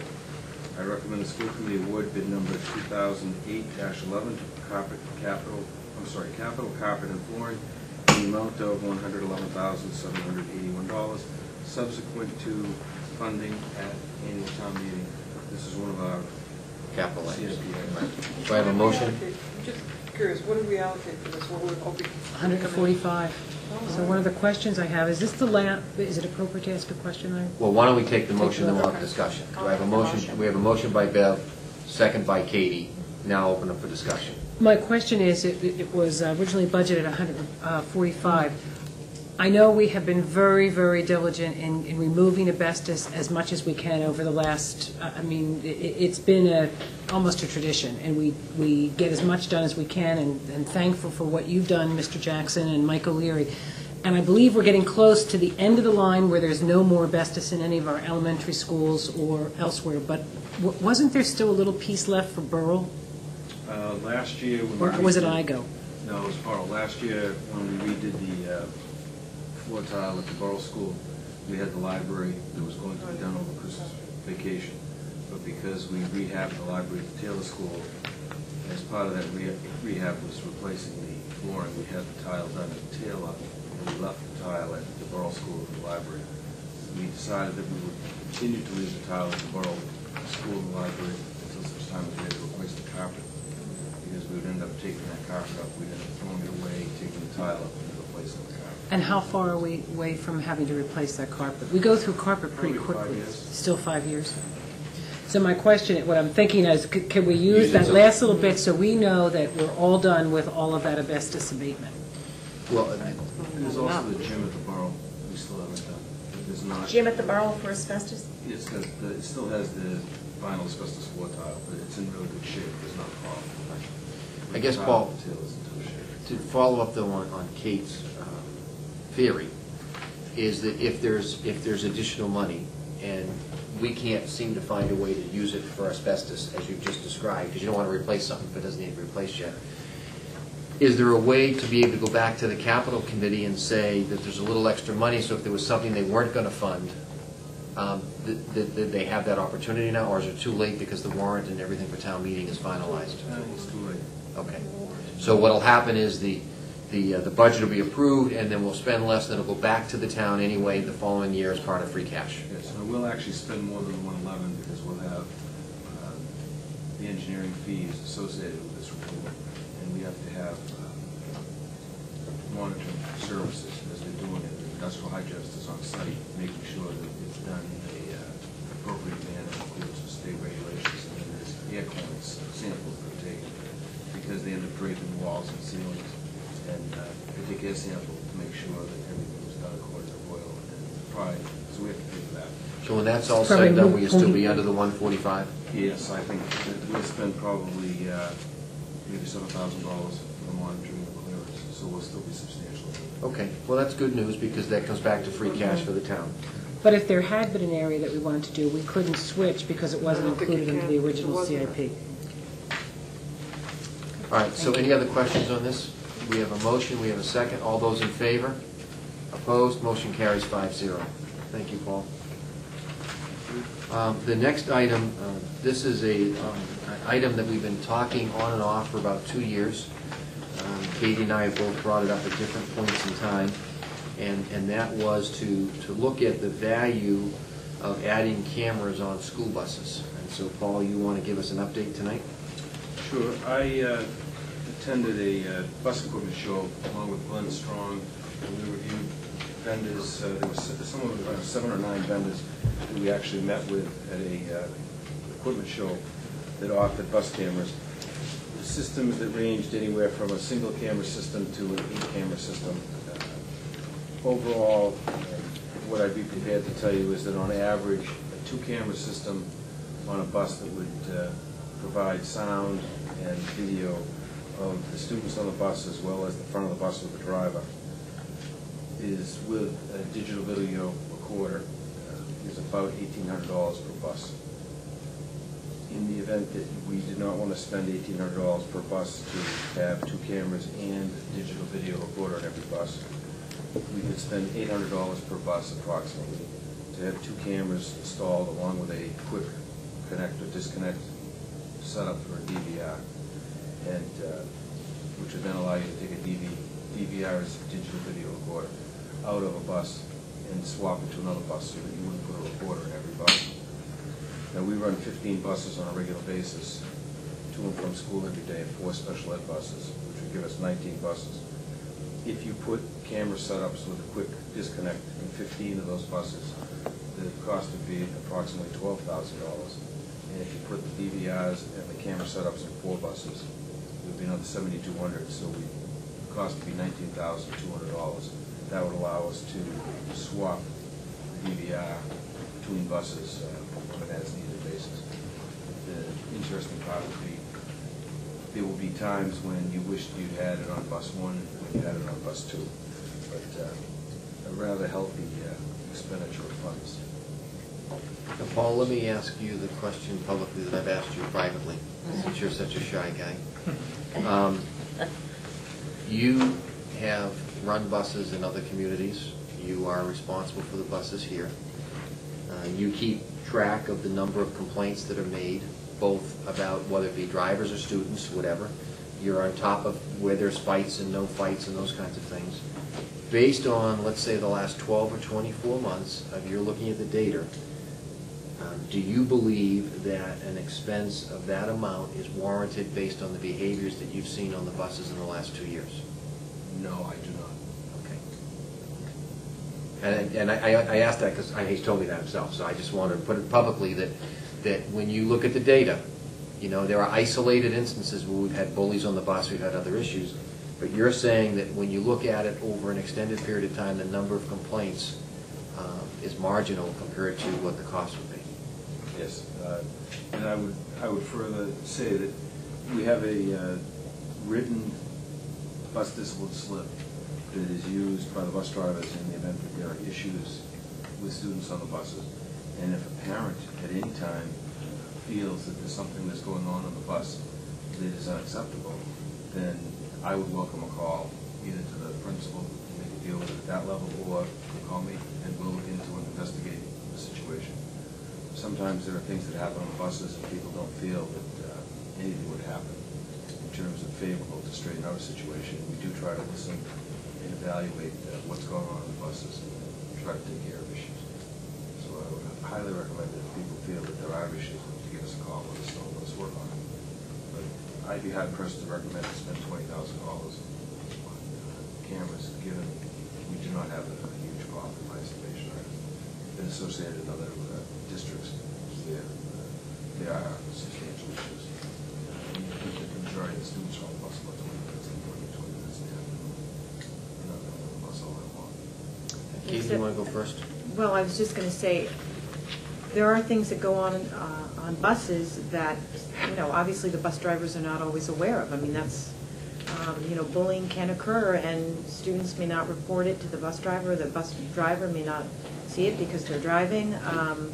I think that's the nature of bullying, intimidation, and oftentimes it's not reported. So, I mean, that is, having cameras on the bus would allow someone to see if there's behaviors going on the bus. And again, I don't know what the practice would, you know, the practice we would take on that.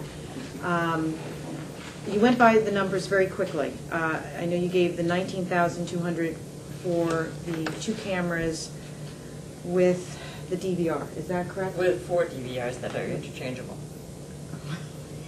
That's great. I got 2 then. Thank you. Could you write a little bigger, please? Oh, you want me to write a little bigger? We could set up 19 buses with 2 camera setups.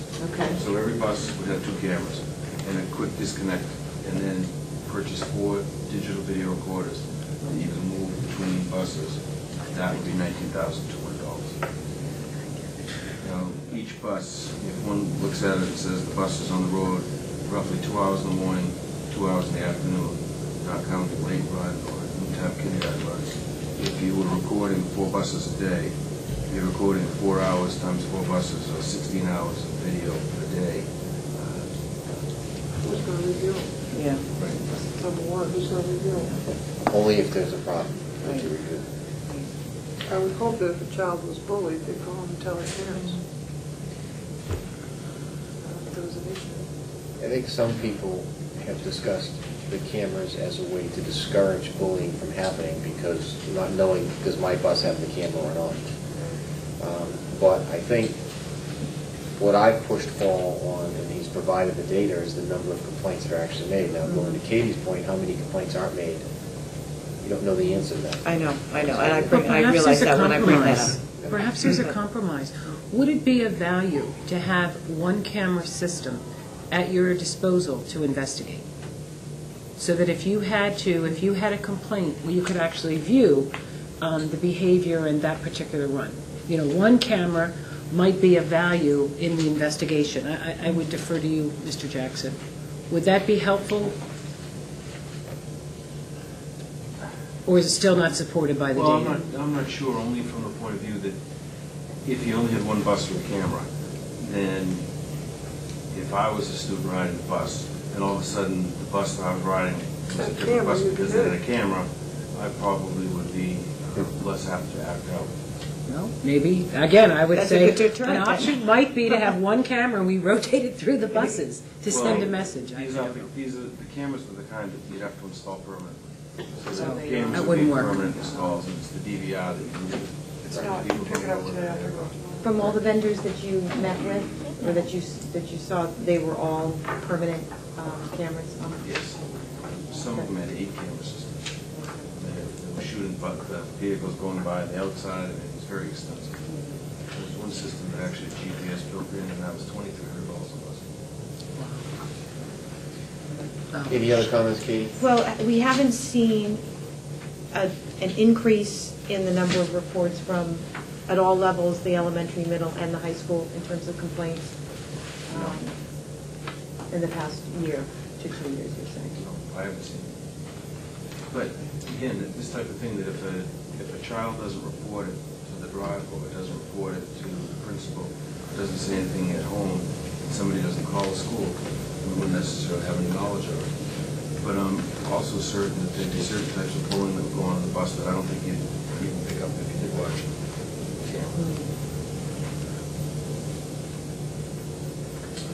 Martha, any comments from you? No, I just, I don't know, I just don't know who you're gonna get to watch all this film. I'm gonna wind up paying bus drivers to sit there and watch films for 2 hours. Just, I don't know.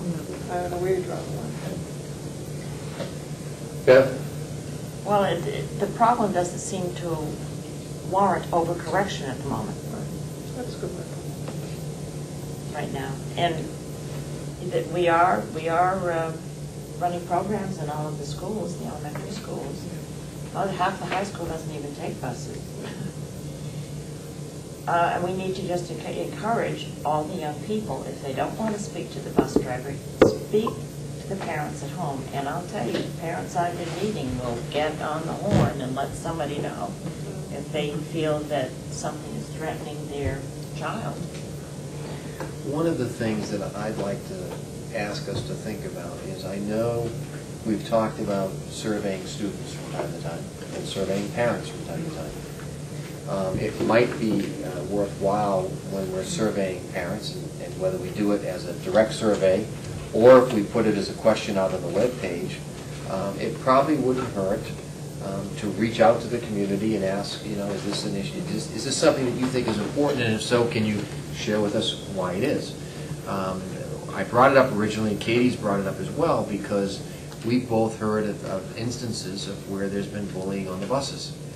And I know that years ago there was talk at one point, I know a parent had talked to the former superintendent about monitors on the bus, and the answer was no, we're not going to put monitors on even if they volunteer and they're free. So, these things kind of ebb and flow, Yeah. and that's why it's important. Paul sees the reports, but I'd be comfortable personally with continuing to monitor the situation, continuing to reach out to parents and ask them proactively, is this an issue that they're seeing or is it an issue that students are seeing? And be willing to revisit it at any point where it seems to make sense. I would like to see, when there is reports of this, that the disciplinary action is very firm and very fair. And swift. And Yeah, swift. that's what I was, yeah. Let justice roll. Right. Chris, you have your finger up. I believe our administrators have them removed from the bus immediately. I think that's pretty swift. Hopefully not in the middle of the run or anything. No, not in the middle of the run.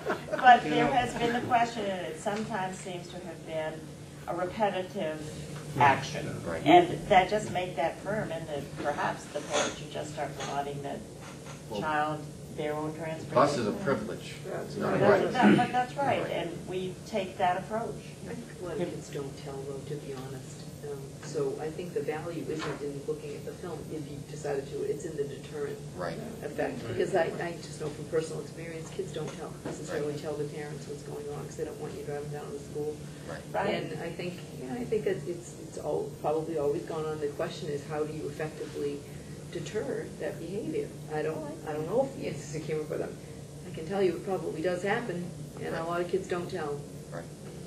No, and I agree with you, and I think that's a constant issue, but I do think that with some of our respect programs, they've actually combated it by helping the peer group to stand up and report. And they have had some successes from what I've heard from parents and our administrators, where Johnny or Susie may be too shy and embarrassed and humiliated, because that's part of the psychology of the bullying, absolutely. So to catch it is often very difficult. But it ceases to be able to take root or to go on when you have the peer group saying, this is not okay. And there have been instances, and I know with great concerns with, it seems at least once a year, if not twice a year, at some of our elementary schools, there's an issue that it happens. And although it's handled, it leaves, I think, the parents very shaken. But there seems to be a trend where if Johnny or Susie didn't speak up, somebody else did, and they told the bus driver. And then the bus driver got the principal involved, or other students went and said something to the principal because of some of the training programs that are, and because of the core values. I mean, they're stated differently at each elementary, but they really try to work with the student population around that, and I think we have to continue to do that. Yes, Chris? We raised this actually at our monthly, this month, our April meeting with our parent leaders, school council group. Paul did a terrific job of just explaining the bus program, how the transportation works in Foxborough. And we quickly get into this issue. You know, how do we, and Paul mentioned that he was going to come to a meeting and talk about cameras, and he was looking at all the research that's taken place. So, you know, we do have a lot of more work to do on this, so that we encourage people to come forward when we see something. We encourage the bus drivers to let us know, to work with the principals, to make sure that relationships are there, so that students would necessarily, if they don't want to tell their parents, they should tell a teacher, they should tell the principal, they should tell the bus driver. And we know part of the strength, I think, of our program is we have our own fleet, we have our own drivers, and we've been able to build those relationships with those drivers. So, you know, we do have work to do here, and I think we have some data. Paul and I talked today, you know, when we look at new buses, do we look at making sure we have that capability and maybe grow the program over a period of time. So we haven't really done a lot of work on that, but we could do some of that, looking at, because we know we're going to turn our fleet over a few years, and really looking at making sure that then some of the new buses have some of that capability built right into it. And I would add, in a few years, the technology will change. And it will So the change. price Good will point. come down, Yeah, and I good think, point. you know, I don't know if I'm jumping the gun, but if you were going to ask me next, I just want to say thank you for checking into it, because I think it's an issue we do have to pay attention to.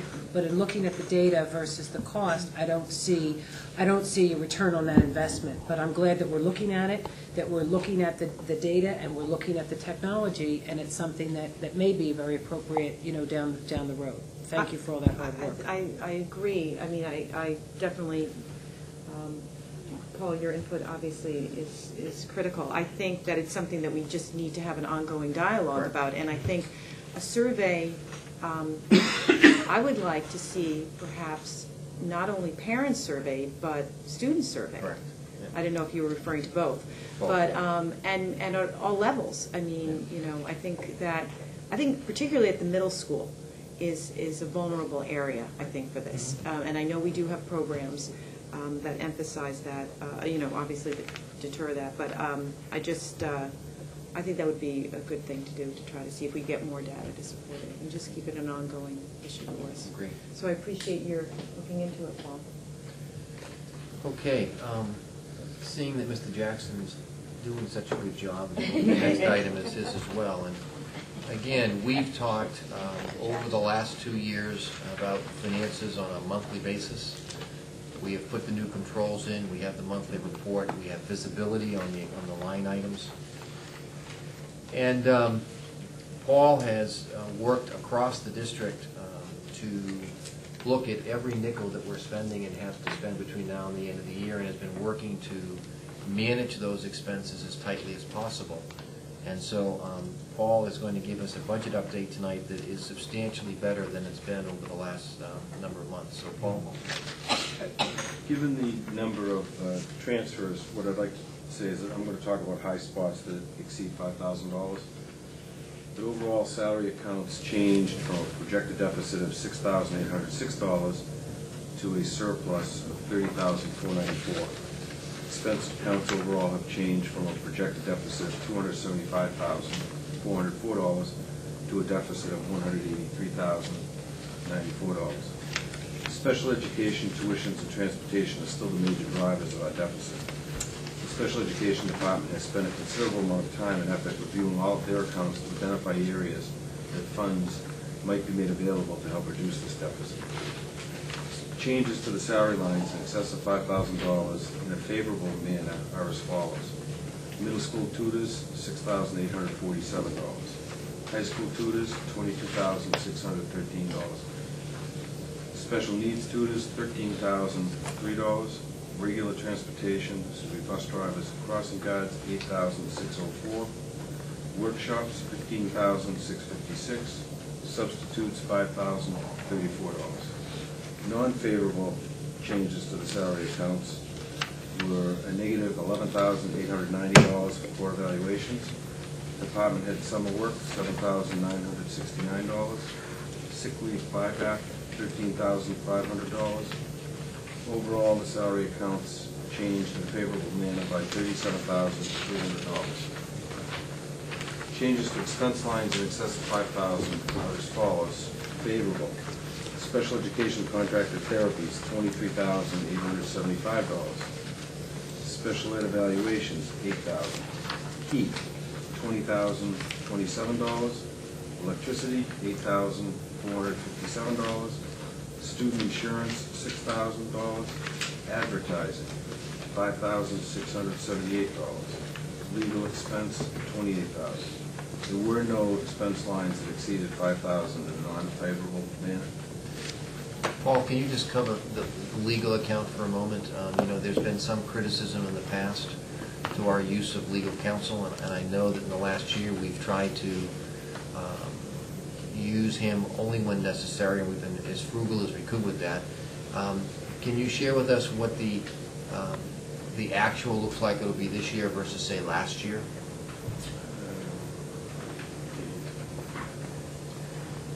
I believe I can. Because we've made a conscious effort as a committee to make fewer requests of counsel and only when necessary. And I think we're seeing some of those savings.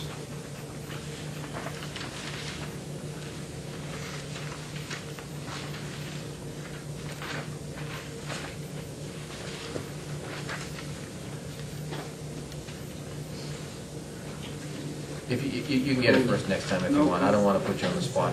No, in 2007 we spent $91,000 on legal fees. The budget for 08 was $70,000. Our projection for 08 is $42,000. But we also are finishing up the end of collective bargaining, so, I mean, we want to make sure we're comparing apples to apples, not The apples. projected is what right now? It's the 42,000 in total. But we're using his services now for the collective bargaining, which we didn't in 2007 as much. Well, you had a bunch of, I think last year. The smaller The contracts. smaller, finishing up the smaller contracts. My only point is that there's been criticism in the past. This committee has worked very hard as a team to minimize that, and I think it's taking hold. And I think you and Chris have done a great job of going back to every principal and every administrator and asking them if there are things that they could defray doing between now and the end of the year to offset the additional students that moved in that were unplanned, that have special needs, that have driven the special needs costs to be higher than we originally planned. And I think that great work on the part of all the administrators across the district and all the principals and everybody to try to cut back a little here and a little there to make up for the new students that moved in. And it looks like it's working. We will certainly not close it to zero, but it's a whole lot better than it's been most of the year. And if we can continue to trend in this direction, the amount of money that we will have to vote to transfer from the I say the reserve account, but it's the tuition revolving account will be a whole lot less than we thought just a few months ago.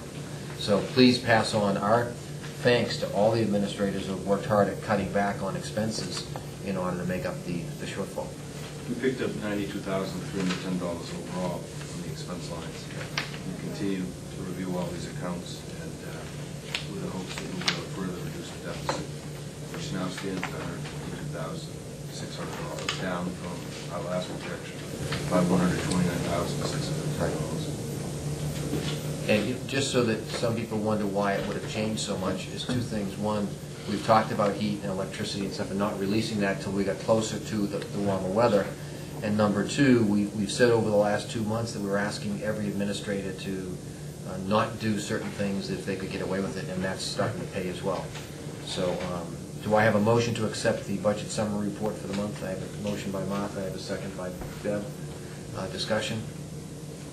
All those in favor? Opposed? Motion carries 5-0. Thank you. Thank you. Thank you. Next item on the agenda is other matters, and I'd like to go first, Chris, and then I'll turn it over to you, and then we'll go back around the committee.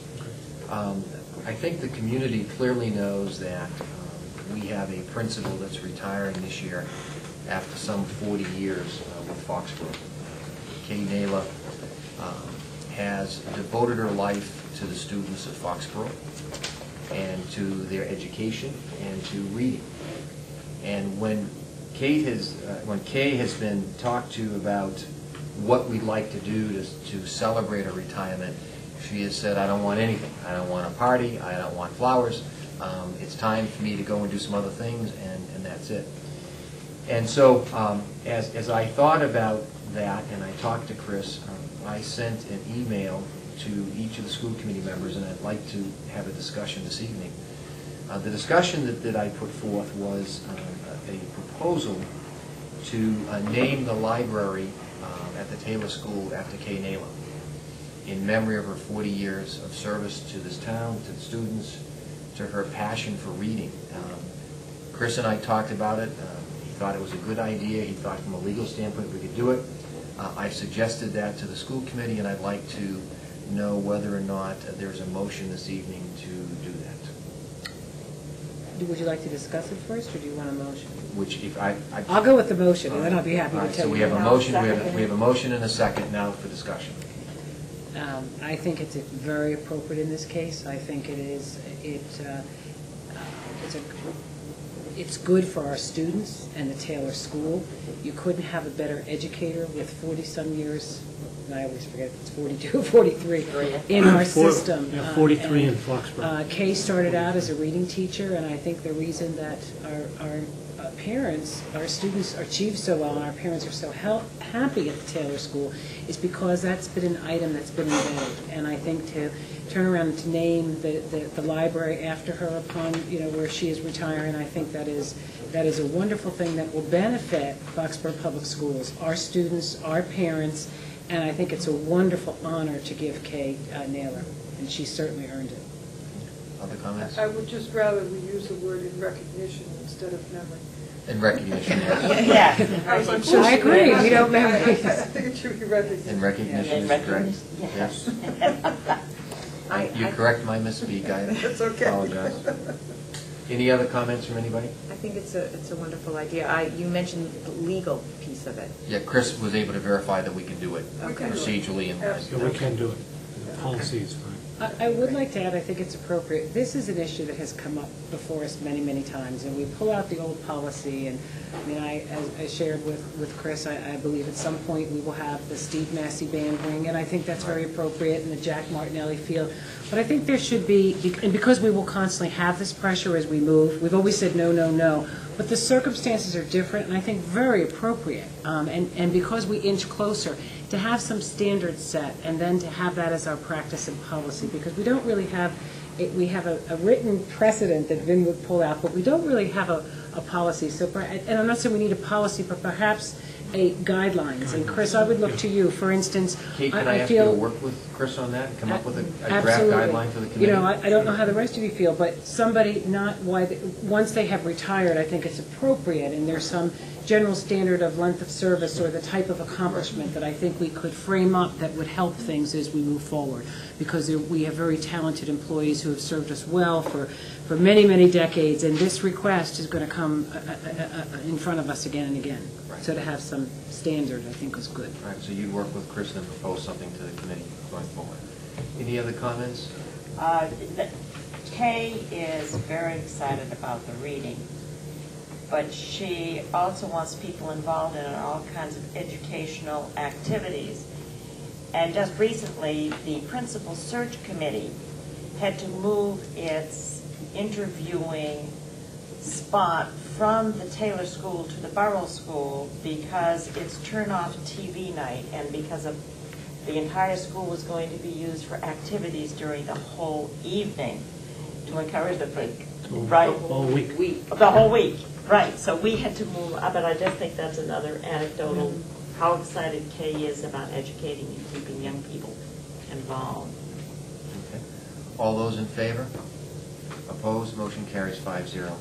Two other things. I want to remind the committee and the community that this coming Saturday is the dedication of the new production facility here at the high school. I will be traveling, and I will not be available here on Saturday. So I hope that other committee members will be able to attend and It's share 11 the a.m., I excitement. believe. Yes. The last item I wanted to share with the committee is, at the last meeting, I was not here. I was on vacation. You voted on the revised budget. And I wanted to share a couple of things with the committee. First of all, as I went through the negotiations with the selectmen and the finance director and the town manager and the advisory committee, et cetera, something came up that surprised me.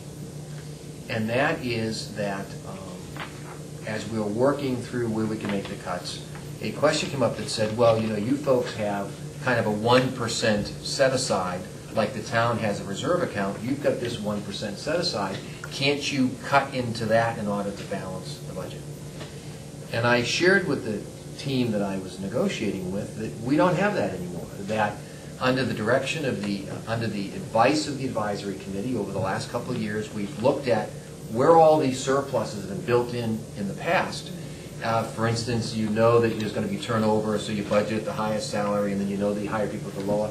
We've built all that into the budgets to the point where what I've said is that what we would be cutting would be things. It wasn't like, you know, a reserve account.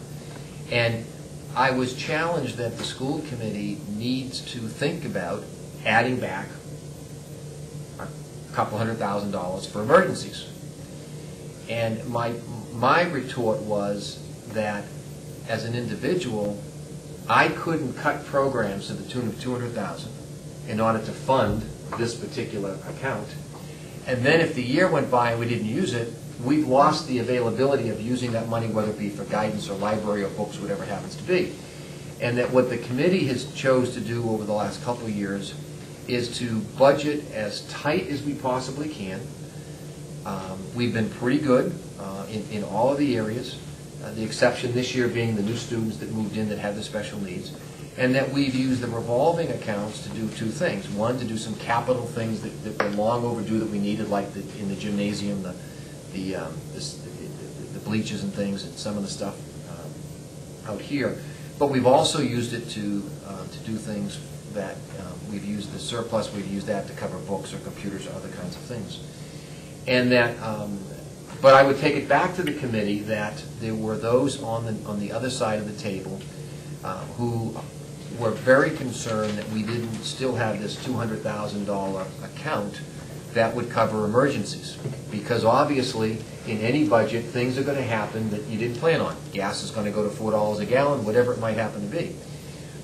And I shared with them that the discussions we had is that, you know, to cut programs today in order to have that account and then not necessarily use that wouldn't be fair to the students.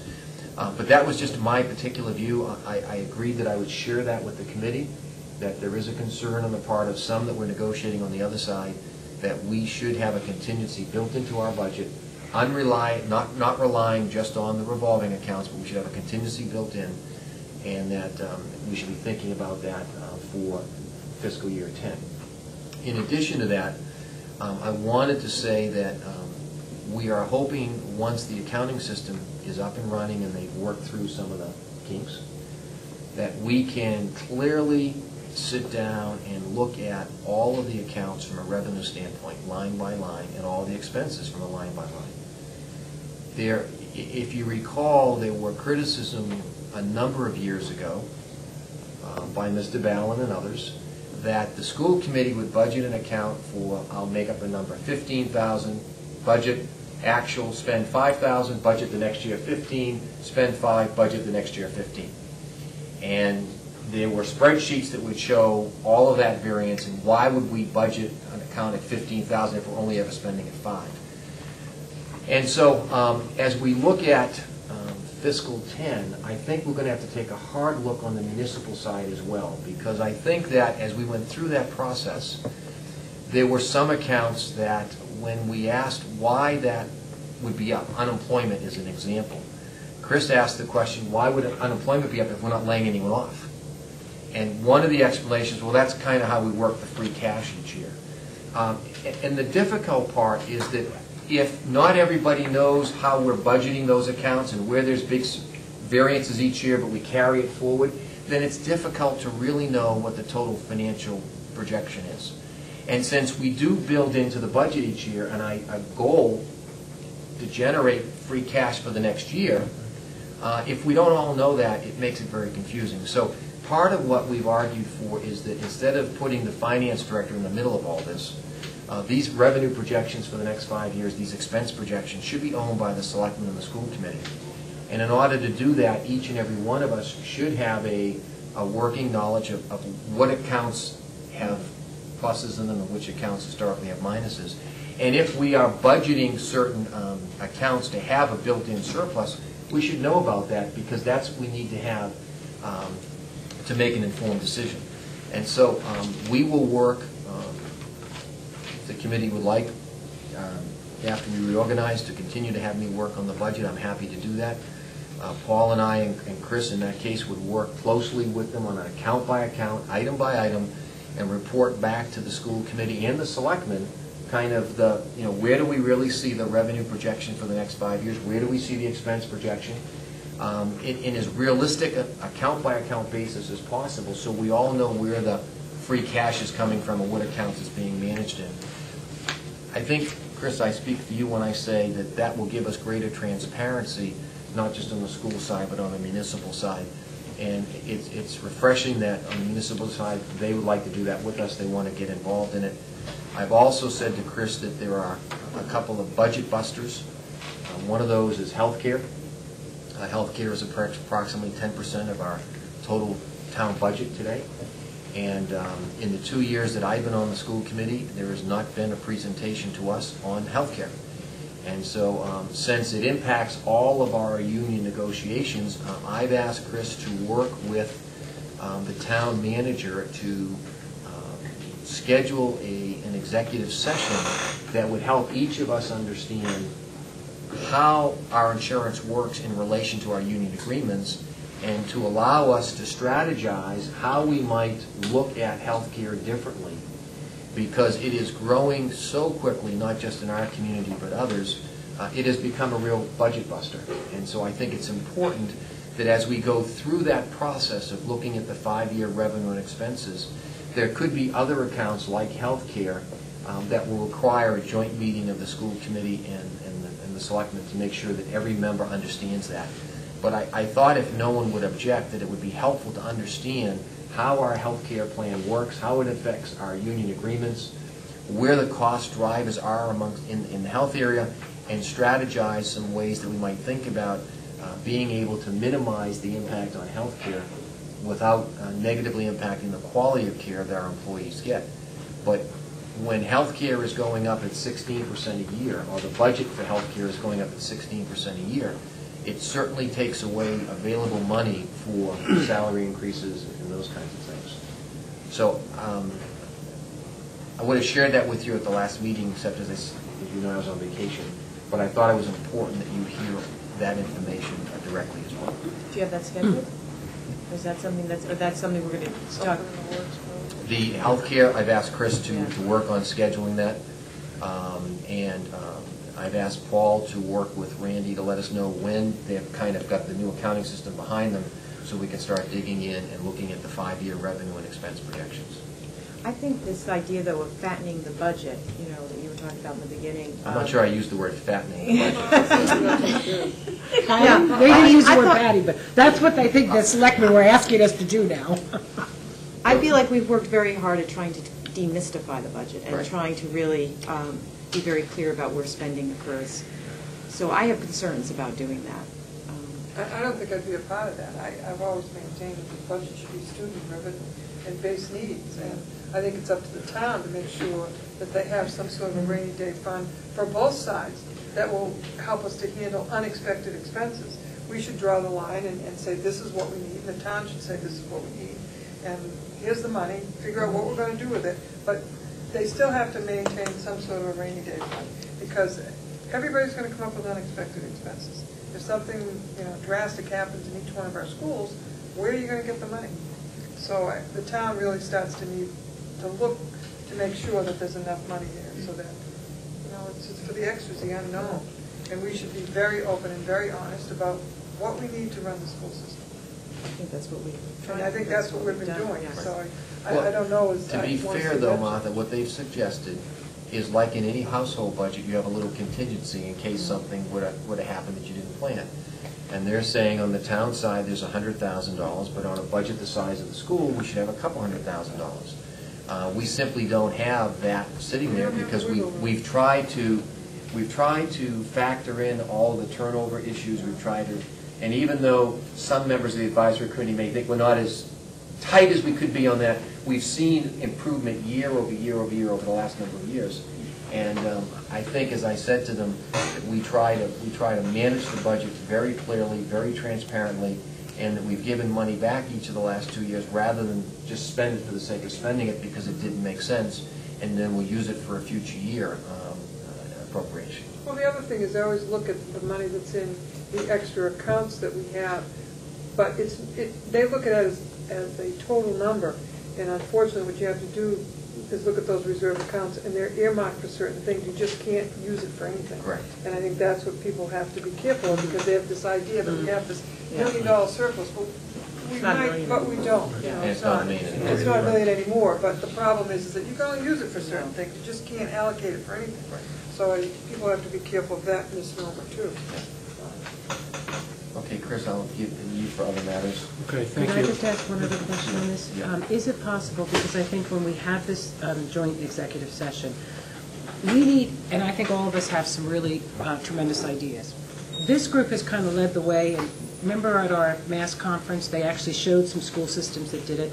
I would really like us to bring some expertise, and if we have to bring those people in and pay for it, to make it more meaningful, a Hewitt, a Mercer, you get them, they're going to bid on our business. So let them razzle-dazzle and show us what various municipalities have done by increasing the copay slightly. They've been able to cut expenses and offer better grade medical care. So, I mean, for us to sit in a room for a couple hours, I think we're all on board If you here. don't have those numbers, I think it's useless to sit in that room. I'll be honest Exactly. with you. That's why I think we should pay for it if we need to. Somebody's got to come in, and whoever's selling their product, come in here and lay it out. What are the options? What's it's going to pay? Because, if health cut is going to go up 16%, and I'm just going to throw out a number. If you increase the salary by 3%, 4%, it's still money out of their pocket. They're not getting a raise. And that's how they look at it, because they're going to have to pay so much more for health care. So if we don't look at raising copays, if we don't look at different policies, and if we don't lay it out there and see what our base needs are and what the clientele is using, then the whole discussion is useless. Martha, I agree. We've talked about this for 5 years. We've now moved it closer each and every year. So let's put our money where our mouth is and go for the experts, even if, and it's not going to be a big expense. And I think we come armed, and I think you'll get the selectmen to say, wow, they had no idea. And you know, everyone has told us for 5 years it's impossible. Martha, you led the charge. It's not But let us impossible. lead the charge now with the experts to get people, to help people along. Because it will benefit It's an all of our eye-opener, municipal Kate. employees. It's a huge eye-opener. And the reason why I think it needs to be done in executive session is it impacts contracts and it impacts strategy relative to those contracts. And what we might change and how we might change and what do we think the likelihood of making those changes on. And remembering that if you make a change with Union A, then B, C, and D are going to be impacted. And so you have to kind of think about it across the entire town. And I've asked Chris to think about bringing in a consultant that would challenge, for instance, said, if we were to throw out the gauntlet to say, we want in fiscal 10 our health care to go up by 0%, what would we have to do to make that happen? What would we have to restructure? How would we have to do things? If we wanted it to decrease our total cost by X, what would we have to do? And unless we understand all that, then you can't begin to think how you might strategize. Chris gave the example of employees within the school district who, when you add the raise they got and you subtract the increased premium in their insurance, they actually took home less money. Oh, yeah. Teacher assistants, right? Teacher assistants. And so it has a direct impact on them, and it impacts our ability to negotiate. So I pushed both on the town side and on Chris to get that. I said I want to have it at the right time. I want to have it with the right consultant, but we need to have it happen because long term it's going to impact. It's breaking every community, and we should have done it 2 years ago or 3 years ago, but we didn't, and so we need to do it now. And we've been talking about it on the town side, Chris and I, for a couple of months, and we're just going to have to make it happen. All right, Chris, other matters? Well, just to pick up on that quickly, I have a health insurance advisory committee meeting on May 8th, who's our next meeting, and we're gathering data now, and it's not just, sometimes Paul sits in on it with me, but we also have all the units, police, fire, Department of Public Works, nurses, secretaries, so we've been gathering a lot of information, and I think, to Kate's point, I think it's now time to maybe have someone else look at that as well, and to say, okay, here's what's happening in other communities, and here's what we're able to do. So I think the timing of this in the next month, 6 weeks, should be something we should be able to do. Anything else? Just quickly, and this is really just to reiterate kind of the openness. We had questions that I thought was a very balanced and very fair article in the newspaper about our bus driver and what happened and how we believe she's a valued employee and not driving the bus at this point in time. But rather than calling the newspaper, I would hope someone would call me and ask for information. Is this happening? Is what's going on with this? And as Frank wrote in the newspaper, we had an opening because we had a bus driver opening, and we wanted to make sure that we had good service. So Joan Goodwin, in her, and only in Joan's way, I think, could volunteer to drive that bus, and so we needed someone in the office to help us to do that work. So I think it has worked out well, and just in the spirit of asking questions about Metco or any other programs, I think we need to continue to create that culture where people feel comfortable calling the office, asking what's going on. We really, it's difficult to do anything secretive. I mean, so what's the sense? Oh, I look at it. The other thing is that I've been invited to represent superintendents in Massachusetts with 3 others at a leadership conference in San Francisco, so I'll be heading out on Thursday and be back late in the weekend. Well, congratulations.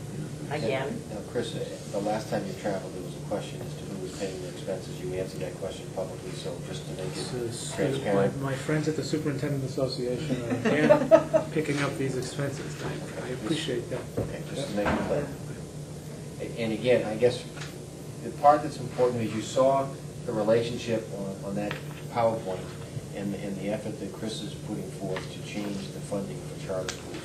The work that he's doing with some of these associations who are paying for his travel expenses really are providing benefits to us as well. So we're providing the time, they're providing the expenses, and it's a great cooperation. It's a win-win. Yeah. Anything else, Chris? That's it. Okay, Bev? Yes, I think first and foremost, I would like to extend my condolences to Kay Naylor and to her daughter Julie, who is a teacher at the Aggo building, for the unexpected loss of a son and a brother. Right. And then I do want to celebrate once again our music program. The Tuesday before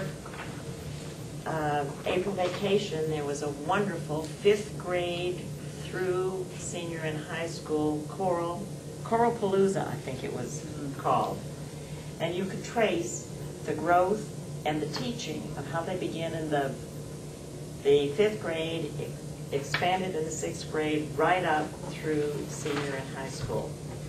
And if anybody was not able to attend it, I hope you take the opportunity to watch it on our wonderful cable access.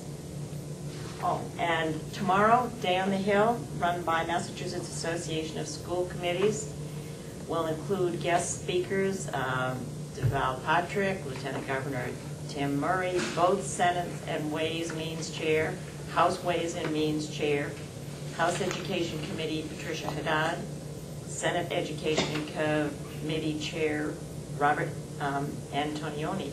And I know several of us are trying to go in there and be part of that day, including you, Dr. Arthur. Yes.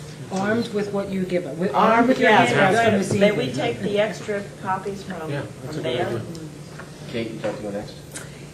Yes, I just wanted to say thank you to Kevin Murphy, Jeff Theodos, and Mike Weber for their assistance with the public service announcements for the alcohol and drug awareness program that's actually scheduled for this Wednesday.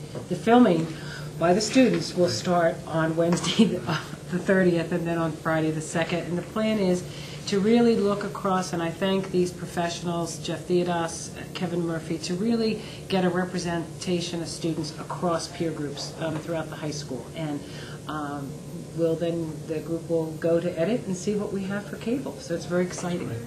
So I thank them for their specific help. Anything else, Kate? Katie? It's just to say that I attended the chorus concert as well, and it was fabulous. Okay. Martha? 2 things. I wasn't able to go to the Bandorama, but I was able to see it the other night. I did see my granddaughter in the 5th grade, so I was very thankful for that, because obviously as grandma I heard about it because I wasn't there that night.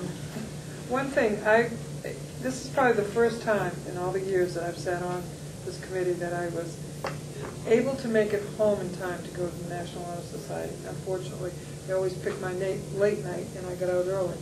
And I have to tell you, I was very impressed with the ceremony and what went on and how the students were introduced by their peers. And then each one of them talked about who meant the most to them and who was their mentor. And I think we should be very proud of the fact that our music program is outstanding. When they listed the students' accomplishments, I was amazed at how many of the students in the National Honor Society were in fact involved in the music program, the art program, whatever, have been very active in the system. 2 teachers that were singled out by 2 different students.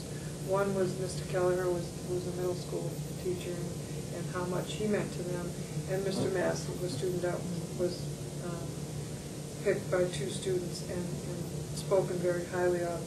And I think as a grandparent, I was very impressed with how many of the students, their mentors and the person who meant the most to them and had driven the most were their grandparents, so I'll have to keep that in mind.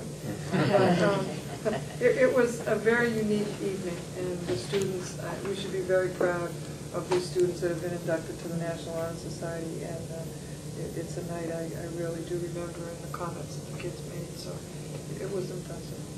Well, I'm glad we finally know how to keep you in line. We'll talk to your grandchildren. Absolutely. I got it. Yes, go ahead. I just want to put in a plug for a group that we don't hear too much about. I went to the American Sign Language students' presentation of The Wizard of Oz in American Sign at the middle school. I thought they did a fabulous job, so I just wanted to say that. One of the American Sign Language teachers was recognized also. I just haven't, some of the names that went by quickly, but she was one of the teachers that was mentioned. There was one other teacher, I really apologize, I didn't get his name. I'm not sure if he was really a teacher here in the system or somebody else, but the American Sign Language. Interesting, you mentioned Mr. Keller, because he's not employed here anymore, but I thought that's great that that when they had reach back to something. the middle school, Right. remember somebody to influence them, you know that influence has to be pretty Major. positive. Major. He's gone on to do some good things in another district. Right. All right, I'll entertain a motion to go into executive session for the purpose of discussion of collective bargaining strategies, not to come out into public session. I have a motion by Beverly, I have a second by Kate. We did this last time, I'll Bev, take a yes. roll Yes. call vote of the committee. Katie? Aye. Martha? Kate? Aye. Bev? And I, 5-0.